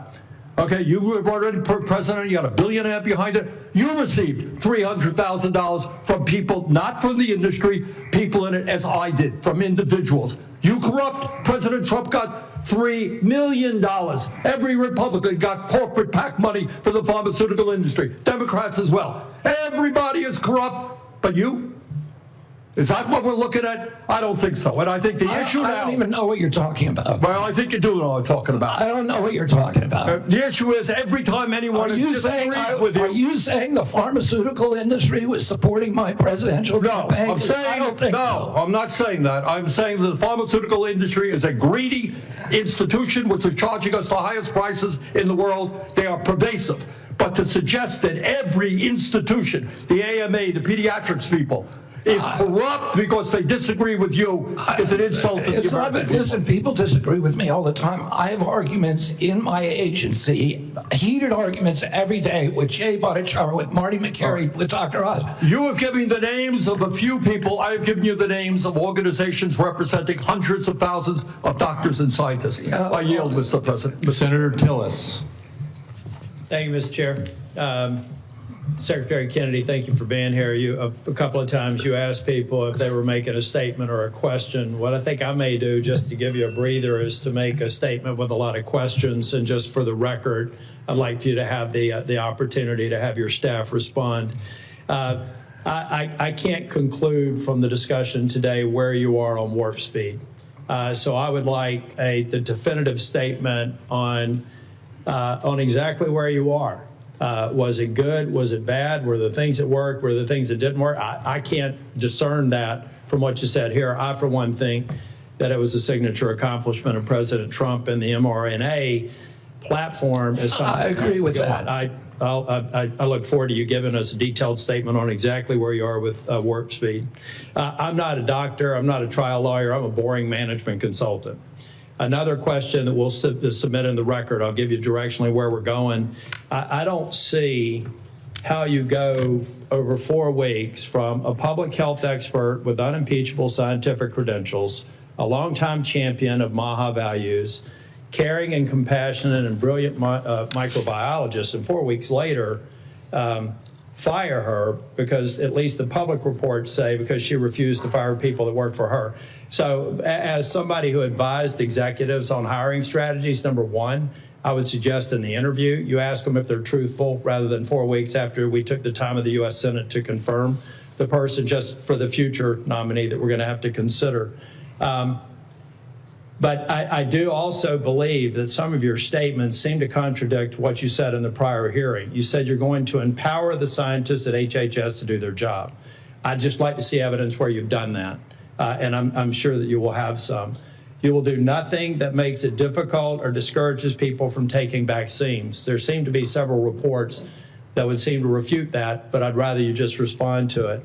I'm not going to come here and impose my belief over any of yours. That, again, seems to be contradictory to the firing of a CDC director, the canceling of mRNA research contracts, firing advisory board members, attempting to stall NIH funding, eliminating funding for the I think $500 million for further mRNA research, and just want an answer for it.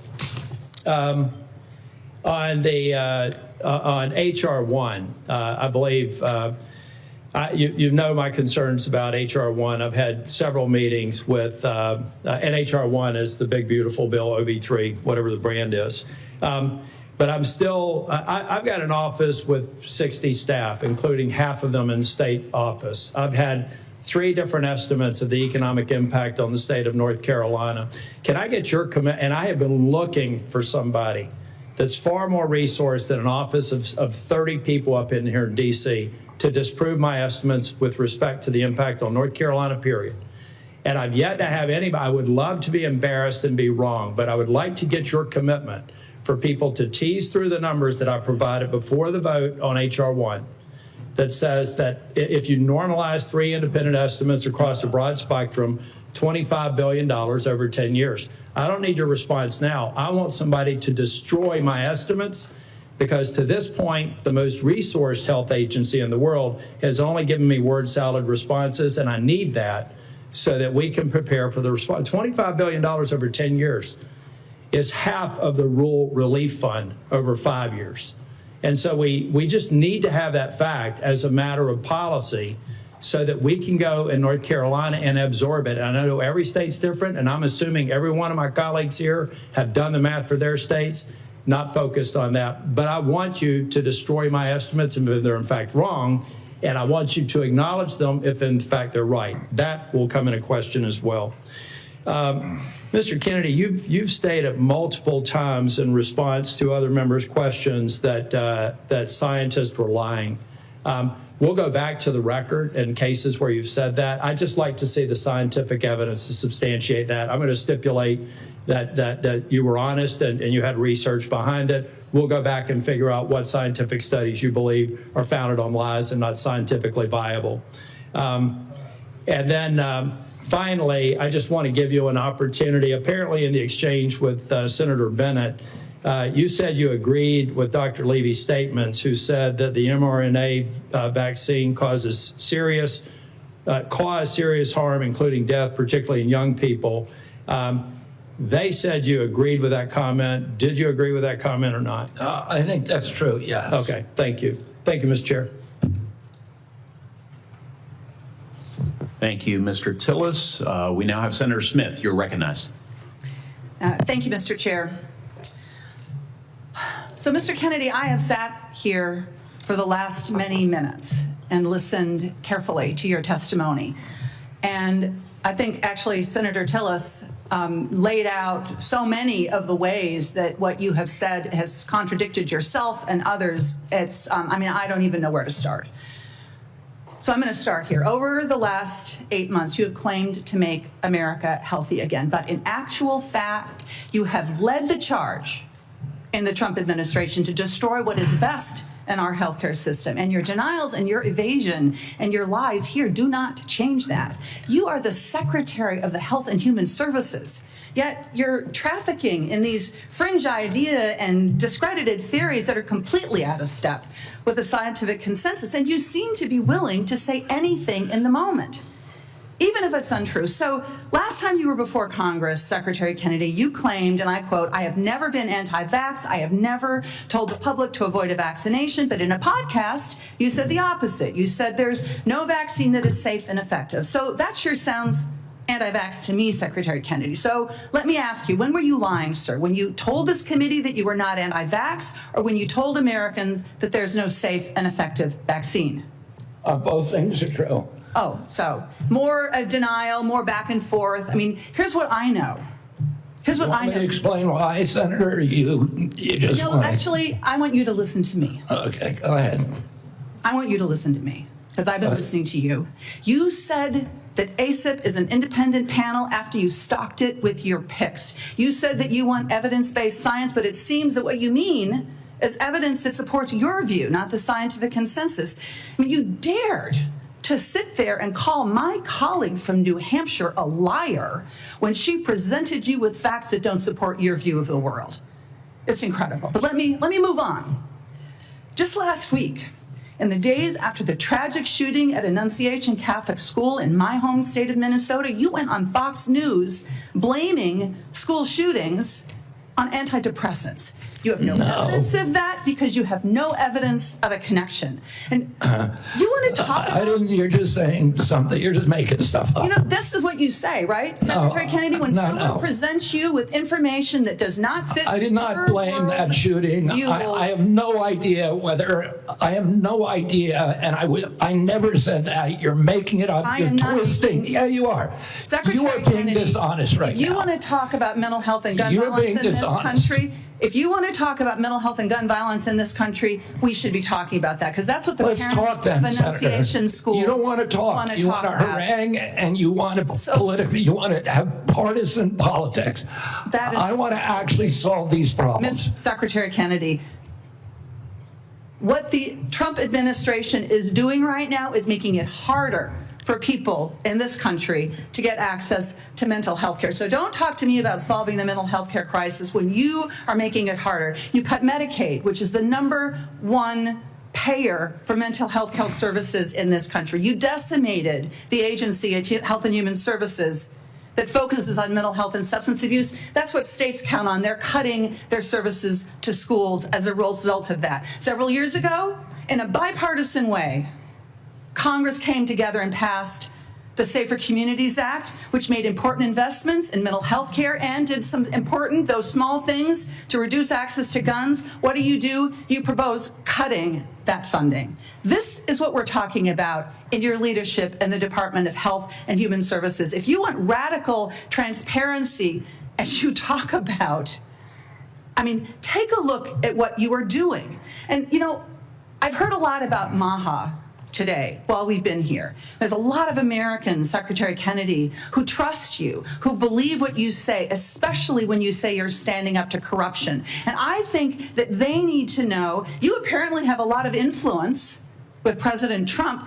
Did you ask him not to roll back these regulations that are stopping the big corporations from dumping heavy metals and endocrine disruptors into our soil and water? I mean, there's no evidence that you have been even opposing that. Did you do anything to stop the Trump administration from rolling back this handout to Big Pharma that makes it easier for the big drug companies to charge more for cancer drugs? No, you presided over that. I mean, it's stunning, really, what's happened over the last 8 months. It's stunning to me. And I just hope that in this moment, our colleagues, there's hardly anybody left in this room, are going to think about what it is that you've done, what your legacy is going to be at the Health and Human Services Agency, and pay attention to the damage that is being done here. Senator Marshall. All right, thank you, Chairman, and welcome, Mr. Secretary. One of your themes for the CDC is transparency. And I think when I hear you talk about transparency, I think part of that is sharing what you know, what the CDC knows with parents so that they can make decisions. Behind me, yeah, I know it's gonna be hard to see from there, I can barely read it. This is the current CDC recommendations for vaccines for children.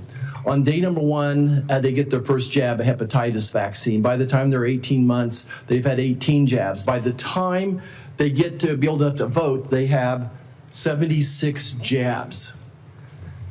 Now, when I listen, what I hear you say is that, look, vaccines are drugs. We need a measured response and a measured, when do we use this? It's interesting that the United States has put age 65 and older for COVID vaccine. UK has chosen 75 and France 80. Obviously, scientists disagree exactly when that should or shouldn't be. You know, hepatitis B vaccine, it makes no sense to me. I've only delivered 5,000 babies, but we do a hepatitis test on every mom. By the time she delivers that baby, I know her pretty well. And if she doesn't have any risk factors, if she's not an IV drug abuser, if she's in a stable monogamous relationship, nobody at home has hepatitis, I don't know, I don't see the benefit myself in that hepatitis vaccine. Everyone's eligible for it, everyone can get it, and my pediatricians don't always agree with me. And no, I'm not saying if you don't know the hepatitis status of that patient, they shouldn't get it. I'm not saying if this person's had no prenatal kid, that puts them at risk for hepatitis. Can you just speak a little bit, when you talk about transparency, and trying to empower and make vaccines available, these should be treated just like a medication? Yeah, I mean, you know, I say I'm not anti-vaccine. Saying I'm anti-vaccine is like saying I'm anti-medicine. Well, I'm pro-medicine, but I understand some medicines harm people. Some of them have risks. Some of them have benefits that outweigh those risks for certain populations, and the same is true with vaccines. And we don't understand the risk profile because vaccines are the only medical intervention, medical device, or pharmaceutical drug that are exempt from pre-licensing safety studies. And so there are 2 hepatitis vaccines, and one of them had a safety study that lasted for 4 days on 143 kids for a product that's going to be given to 76 million kids. Yeah. The risk profile prior to the introduction of the vaccine, the risk of a baby dying from hepatitis B was 1 in 7 million. That means you need to give 7 million hepatitis B vaccines to prevent 1 death if you're going to give 7 million. Right. So, Mr. Secretary, and I guess before the press labels me wrong, I'm not anti-vaccine either. I think MMR's been a great vaccine. The DPT's been a great vaccine. Polio's been a great vaccine. Smallpox. So there are great, but it's the measured approach that we're after, the transparency. You're trying to empower parents here. What I feel the difference is, sometimes my friends across the aisle feel like there's a one-size-fits-all, that they should be telling parents what to do. And what you and I are fighting for is we want to empower parents to make these decisions. I want to talk about morbidity and mortality of COVID for just a second. It is so true that 2 things can be true, and I don't understand why, just the rabbit hole some of my colleagues are going down. There's a big difference. When I was out there practicing, doing volunteer work, I was so confused myself on the numbers. People dying with COVID versus from COVID. And we still don't have that message. And I think that's what I hear you saying as well. How many people died from COVID versus with COVID is a different answer. The situation today is so different when this monster virus was made in a laboratory in Wuhan, China, and none of us had ever seen this virus, and we had no immunity to it. But today, every American's had COVID a dozen times probably, and we built up immunity. I think that's why that both things are true. It was a miracle. Warp speed was a miracle. What President Trump and his team did, and it saved millions of lives most likely. But it's also true that it probably killed some people. Like most vaccines do, there is a death rate associated. So both things are true. Anything else you want to clear up on the morbidity, mortality of COVID and COVID vaccines? Well, I think you just cleared it up. The COVID vaccine was critical. President Trump's leadership got it to us when our society was locked down and allowed us to open up. It was, as I said, perfectly matched to a virus that was new in the experience of humanity. And so it was a miracle. Right now, we're dealing with completely different circumstances where the virus has mutated, where it's much less dangerous, where there's a lot of natural immunity and herd immunity. And so the calculus is different and it's complicated. And, if you just want to turn everything into a soundbite, it makes it, you can't have a grown-up conversation. But there were more reports to VAERS, which is the only surveillance system that we have, of injuries and deaths from that vaccine than all vaccines put together in history. So we have to acknowledge that there was a cause. We acknowledge that there was a benefit. We can't quantify either one because of the data chaos at CDC, and that's all I'm saying. And they think I'm being evasive because I won't make a kind of a statement that's almost religious in nature. Did it save 1 million lives? Well, there's no data to support that. Or maybe data, there's no study that there's modeling studies, there's faulty data. I'm not going to sign on to something if I can't do it to a scientific certainty. It doesn't mean that I'm, anti-vax. It just means I'm pro-science. Thank you. I yield back. Thank you. Senator Lujan. Thank you, Mr. Chairman. Secretary Kennedy, Dr. Daskalakis, who recently resigned as director of the National Center for Immunization and Respiratory Diseases, his resignation letter stated he and his team were never allowed to brief you. I'm curious who you're listening to, since it's clear you're not listening to qualified experts like Dr. Daskalakis. Can you give the committee the name of the person? I don't consider Dr. Daskalakis. Mr. Secretary, the question that I have for you is, can you give the committee a name of who you're getting briefed by? I'm getting briefed all the time by CDC. Just a name. Dr. William Thompson's one name. Thank you very much, sir. Now, but I can get you a whole list of others. It's on my schedule. Mr. Secretary, that's not a hard question. You know a lot of answers. I'm not being evasive. Okay, then you answered it. Let's go on. Now, you said that you're soon going to release a study claiming to reveal the cause of autism, timed unsurprisingly with the upcoming ACIP meeting to justify taking vaccines from Americans. Now, as you know, autism affects millions of children. So I guess you'd have the nation's top medical experts working on this. Mr. Kennedy, you hired a man named David Geyer to conduct this study. Is that correct? No.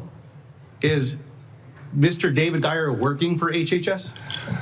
He's a contractor, but he's not conducting a study. He's a contractor? He's a contractor. Do you know who works for you, Mr. Kennedy? Yeah. Do you know that Mr. Geyer is listed as a HHS on the employee directory as a senior data analyst, not a contractor? He's a contractor. He's not an SGE. So is your website wrong?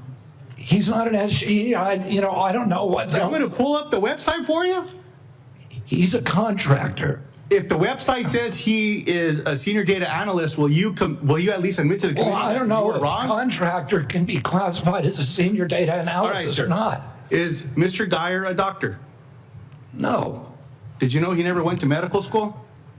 He's not practicing medicine. Did you know that he got caught in Maryland and was charged for practicing medicine without a medical license? He was charged by a medical board. He sued the medical board, and the medical board was found to have acted in actual malice and was fined $2.6 million by a judge in Maryland for doing that. See, so you choose to know a lot when you want to know a lot. It's incredible, Mr. Kennedy. Senator, you're ridiculous. So here's the question I have. You brought him in to do this study. I think there's no question about it. I told you he's not doing a study. Is he participating in the study? No. Is he doing any analysis in regards to this study? No. What he's doing is getting access to the Vaccine Safety Data Link, which is the biggest repository for vaccine information that your friend would not give us for 7 months. For Mr. 7 months. Secretary, let me ask you this question, just because you know the answer. What is Mr. Geyer doing? He is the only one, because Congress ordered CDC to open up the VSD to him in 2002. He's the only outsider who's ever seen it. So because CDC will not give us, they have Mr. Secretary, is he participating in this then? No. But you just said he's the only dude that knows what's going on here. Do you want me to explain it to you, Senator, or do you just want to showboat? I'll submit this. You just want to showboat for your ads, or do you want to hear a real answer to your question? Mr. Secretary, you choose to know answers to questions with some colleagues. And I'm willing to give you the answer. I'm willing to give you the answer. Mr. Secretary, someone should have asked you, maybe President Trump should have asked you, are you a trustworthy person? And we should have waited for an answer then. Let's move on. I don't even know what you're talking about. You're talking gibberish. Mr. Secretary, let me speak slowly and clearly so that you can understand me through my New Mexico accent. And then give me a chance to answer. Does this help? Can you understand me? Yes. Appreciate that. Mr. Secretary, yes or no, did you hire Mr. Geyer to do this study? No. Mr. Chairman, well, let me ask, maybe we'll just get a good answer here. Mr. Secretary, will you commit to sharing the protocols used for the autism study with Congress and to the public? They're public. Will you commit to giving it to this committee by the end of the week? No, not because that's not the way it works. Will you? You don't even know what you're talking about. Mr. Secretary, will you commit to sharing the protocols for this study by the end of the month? We already have. You just said it's public.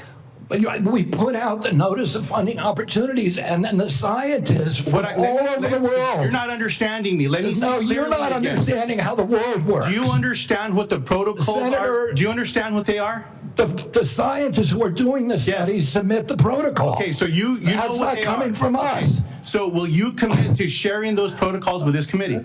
Well, anybody can get a hold of the protocol. It's published with the study. Mr. Chairman, what I'd like to ask is for your commitment here. I'll send a letter to the Secretary. I'll ask for support from the leadership of this committee to ask for those protocols. If those protocols are not given to this committee, anybody can get the protocols. Mr. Secretary, I'm not talking to you.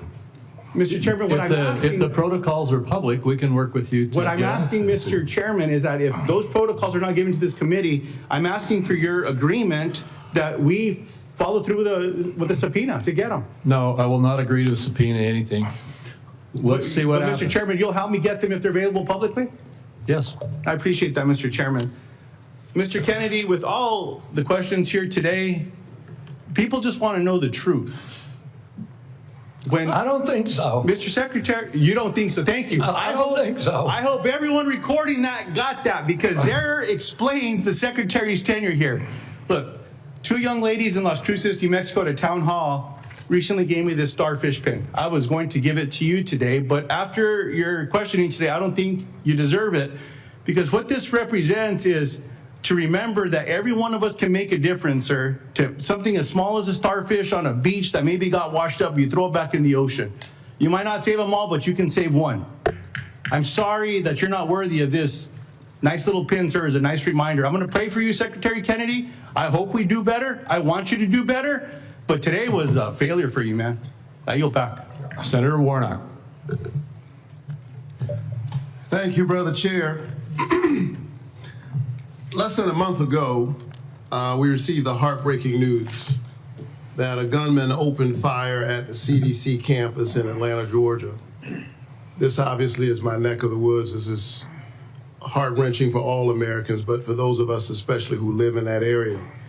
A DeKalb County police officer, David Rhodes, was killed. The shots hit buildings on campus in at least 180 places, narrowly missing the CDC's daycare center. Law enforcement recovered nearly 500 shell casings. Clearly, he came to do a lot of damage. It's a miracle, and thanks to the quick action of Metro Atlanta and state law enforcement, more people were not killed. The Georgia Bureau of Investigation announced that prior to the attack, the gunman expressed discontent with the COVID vaccine and, quote, wanted to make the public aware of his distrust of the vaccines. Secretary Kennedy, I assume you are aware of these disturbing reports of the gunman's motives? Yes. And, I understand that some people may have concerns about new medical breakthroughs, but those people don't have the world's top medical experts working under them. You've been over HHS for 7 months now. Have you ever been briefed by CDC's career immunization officials to discuss your concerns? And by the way, every member of this panel has criticized President Trump and demonized him. Have you ever been briefed? Are you complicit in the assassination attempts on President Trump? Sir, I'm asking the questions. You are the witness. It's a simple yes or no question. Have you ever been briefed by CDC's career immunization officials to discuss their concerns? Yes, I have. What was the answer? Yes. You have been briefed by CDC officials, the career immunization officials, to express your... The senior vaccine safety scientist, for example. Have you ever been to the CDC as secretary before the shooting on August 8th? Have I ever been there as secretary? Have you been there as secretary before the shooting? No. Okay. Let's return to the shooting and the aftermath. Secretary Kennedy, I'm about to ask you a series of yes or no questions about the events of the past month, and I would appreciate just a yes or no response. You called Dr. Manarez to your office on August 25th for a meeting. Is that correct? Yes or no? It could be. I just don't know the date. I'd have to check my calendar. Was Jim O'Neill the man you just appointed as acting director of CDC in the room on whatever date you met with him, since you can't recall? Was he in the room when you met with Dr. Manarez? In that meeting, did you criticize Dr. Manarez for her statements to CDC following the shooting where she said, quote, misinformation can be dangerous? I don't believe so. I have no record. You don't believe you criticized her? Oh, I criticized her. Did you criticize Not her? For that. Did you criticize her? I don't even. Did you criticize her for her statements to CDC workers following the shooting? Did I what? Did you demand that she fire career scientists or public experts at the CDC? Yes.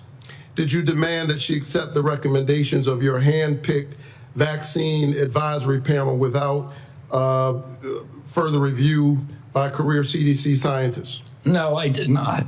You didn't ask for her commitment ahead of time that she would accept the recommendations from the advisory panel? You're denying what that? I asked her about is she had made a statement that she was going to not sign on, and I wanted clarification about that. Did you tell her to accept the advisory panel's recommendations? I told her I didn't want her to have a rule that she's not going to sign on to it. Did you say that the CDC was, quote, the most corrupt federal agency in the history of the world? Not the history of the world, but definitely within HHS. Did you say that? I did not say that, but I did say it's the most corrupt agency in HHS, and maybe the government. So you call the CDC corrupt. Did you say that CDC staff are, quote, horrible people? Horrible people? Did you say that they're killing children and they don't care? No. Okay, I think that we all have a history of listening to you and these answers, but you're on the record for a number of these statements. Despite your lack of credentials and expertise, clearly you have an agenda. It is a threat to the public health of the American people. It's clear that you are carrying out your extremist beliefs, which is why you attempted to fire Dr. Manarez. We're the sickest people in the world. We're the sickest people on earth. I'm speaking. How am I a threat? Secretary Kennedy, for the first time, we're seeing deaths from children from measles. We haven't seen that in 2 decades. We're seeing that under your watch. You are a hazard to the health of the American people. Can I respond? I claim back my time. We need to wrap You up. are a hazard to the health of the American people. I think that you ought to resign. And if you don't resign, the President of the United States, who put forward Operation Warp Speed, which worked, should fire you. Thank you so much. Senator Welch. Mr. Chairman, thank you. I want to sum up, and I want to make 3 points. First, we have a healthcare affordability crisis in this country. And second, Secretary Kennedy's policies is making that affordability crisis worse, not better. And third, Mr. Chairman, the United States Senate is not doing its job. Healthcare. Citizens of the United States, our employers, our taxpayers, and our families pay the most and get the least. That has been persistent and chronic, and it's not being addressed, it's being aggravated.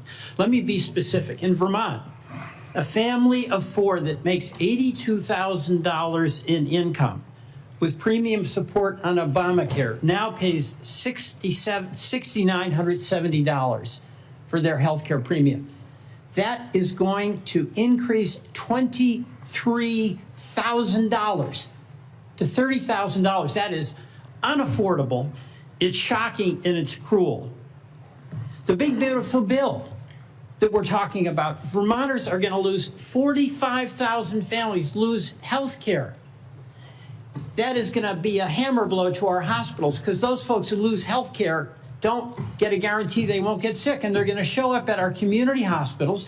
Our community hospitals are going to treat them, and they aren't going to be compensated. And it's why Vermont community hospitals are on a financial thin ice, and that's true that about 338 hospitals around our country are in danger of closing. Second, Mr. Chairman, I believe the Secretary made assurances to this committee, and he has not kept the promises he made. Prices have not come down, they've gone up. He assured Senator Cassidy that he would not change the standards for vaccine review. Yet since his confirmation, all 17 members of the Vaccine Advisory Board have been fired by him. He has limited the use of COVID-19 vaccine. And he has inexplicably canceled $500 million in vaccine research and funding. So, you know, I'm not surprised. Stephen Miller credited you with being the crown jewel of the cabinet. And my observation about the crown jewel of the cabinet and the policies of folks who get rewarded are the ones who fire those in service that speak truth to power.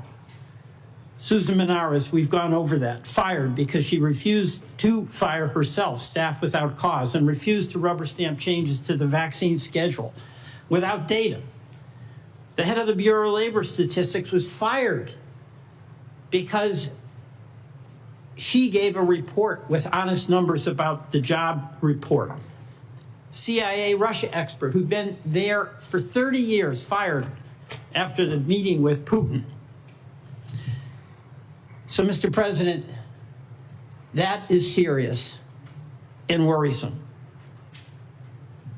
But I want to finally end by challenging us in the United States Senate to do our job. We have a constitutional responsibility to be a check and balance.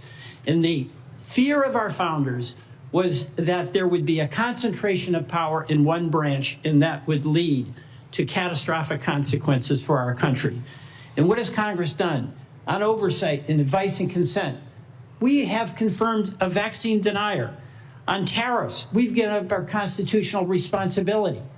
On appropriations, we're bending the knee to an administration that is rescinding and decided what to spend and what not to spend, despite what our law in a bipartisan way was passed. We cannot cede power, and there are consequences. A crumbling healthcare system, a deficit exploding, and our allies losing faith in us. You know, Mr. Secretary,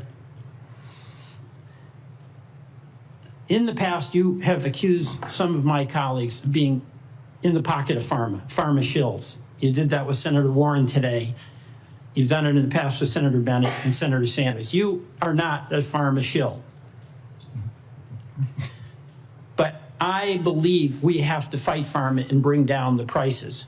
And Senator Cortez Masto spoke about the legislation that we now have that would reverse the $5 billion handout to big pharma in the one big beautiful bill. And when I leave today with Senator Wyden, we are going to go to the floor and seek unanimous consent to pass our legislation that would reverse that giveaway. And I ask you to put your policy in your body where your mouth is, and join us in supporting that bill to restore price negotiation power so those pharma prices can come down from being the highest in the world to something within range of reason. Mr. Chairman, I yield back. Thank you very much. Senator Young. Welcome to the committee, Mr. Secretary. It's my intention not to raise my voice and to give you an opportunity to respond to an inquiry. I'm going to begin with long COVID. It shouldn't be a surprise to you. During each of our meetings, we've discussed my interest in making sure our government does its part to address this challenge, which afflicts, by most recent estimates, over 20 million Americans. They have been diagnosed. There are a number of others we know that go undiagnosed.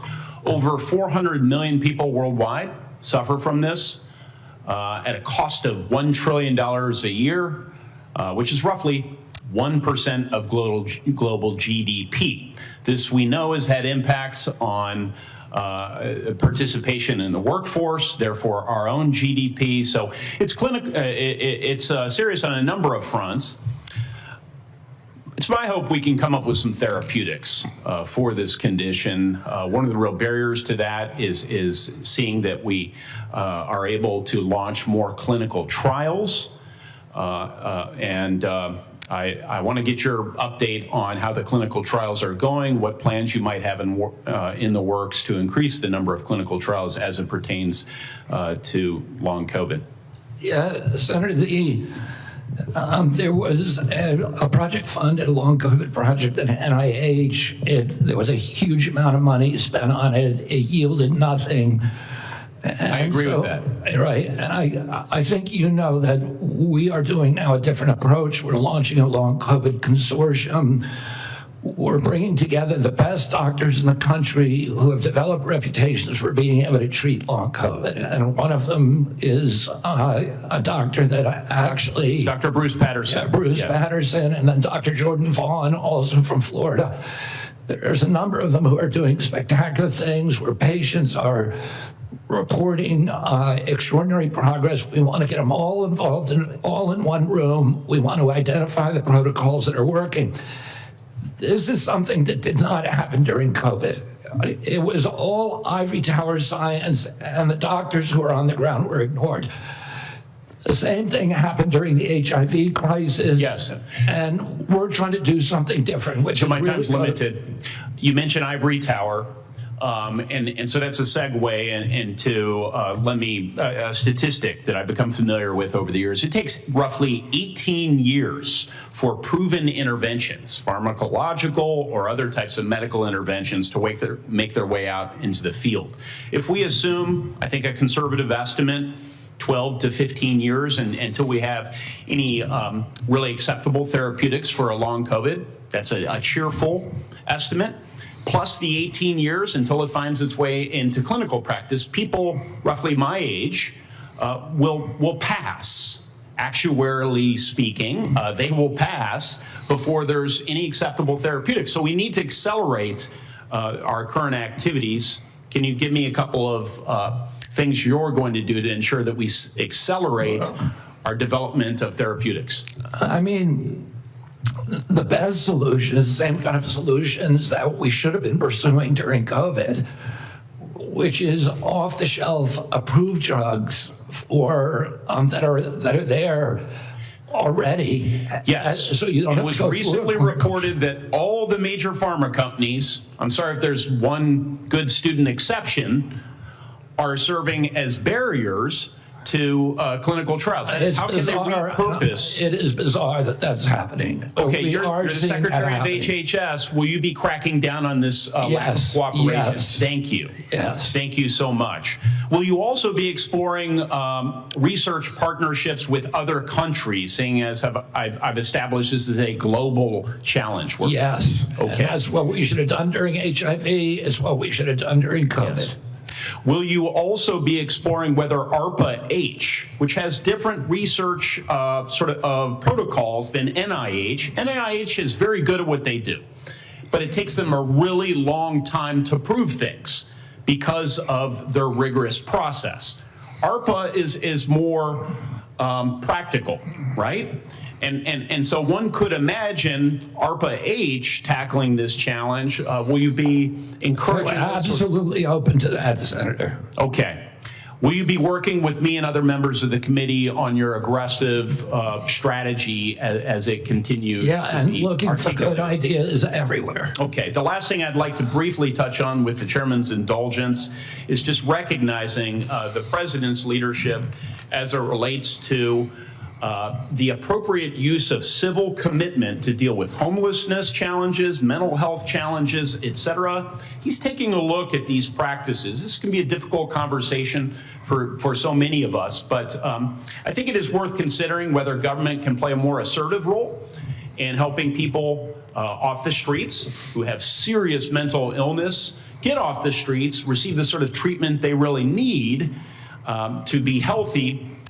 Can you provide some very brief thoughts on this topic, and maybe then I could follow up with a phone call? On the topic of civil commitment. Yeah. We can follow up, Mr. It's mainly Secretary. happening in the States, so I want to hear your ideas on it if there's something that you Yeah, I think the president said, you know, we ought to take a look at it. If there's somebody in 20-degree below zero temperatures consistently in Washington, D.C., and they're believed to perhaps have mental health challenges, might we consider how to offer them care and in and you know, in a there's controlled setting rather than allowing them to freeze to death? Might that be humane as we reconsider perhaps application of our could laws? follow up on that with you. All right. And Mr. Secretary, you've been here just like a minute or so under 3 hours. We appreciate that. We're not quite done yet. Senator Wyden has asked for one more round, so I said he, as the ranking member, should have the right to have one more round of 5 minutes for himself. And so, Senator Wyden, why don't you go ahead? Mr. Secretary, we'll keep this brief. I want to ask about mifepristone. I was the first member of Congress to hold a hearing on this drug, which now has served more than 7.5 million women. And of course, it is used for reproductive health and medication abortion. It has been documented again and again as safe, and people say safer than Tylenol. And the reason that I'm asking the question is that I'm getting reports that you've said you're going to conduct a complete review of mifepristone's safety, and what we're hearing is it's not based on new clinical trials or data from the scientific community, but on one reviewed paper that's not a peer-reviewed paper by a political organization and Project 2025 sponsor whose stated mission is to advance an anti-abortion agenda. So what I'd like to hear today is for you to say that you'll commit that your best scientists, without bias, will be permitted to conduct this entirely unnecessary safety review. I don't see any evidence for it. You've called for it. But what I'd like to do is make sure that it's done right, and I'm very troubled by what I've heard about it. Your thoughts? You have my commitment. Okay. That'll be good science and good scientists. Okay. We'll get back to you to talk about specifically how that's going to play out, but I appreciate that. Okay, one last point for you, Mr. Chairman. I'm going to ask unanimous consent to enter into the record declaration by these kids, you know, some of them very young, who in the middle of the night, we were told by whistleblowers are being whisked away and the like.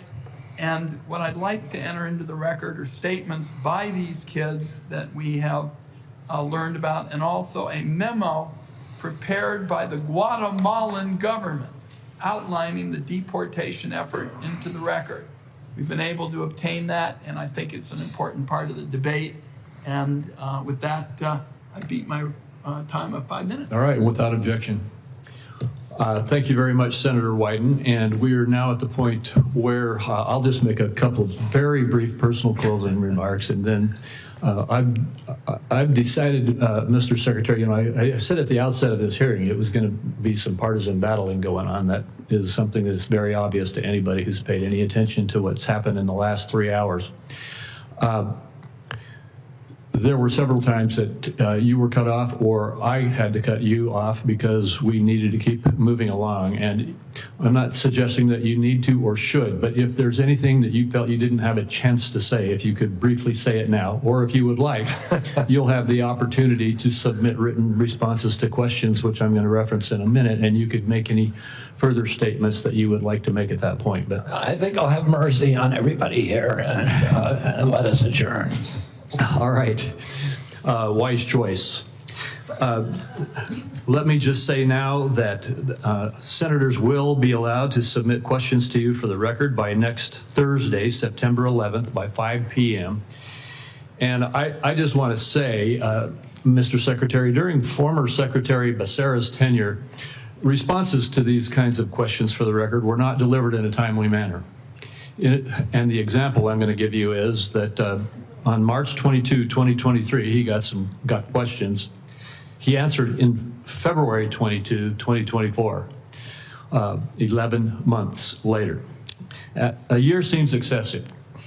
And I'm going to ask you and your team to not follow the precedent set by Secretary Becerra, and instead to respond as promptly as you can to the questions for the record that you receive. I asked that of every single nominee, and you may or may not recall, you've probably already told me you would do that in your nomination hearing.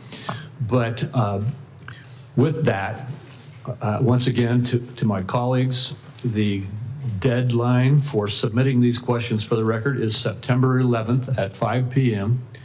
And hearing nothing further, this hearing is adjourned.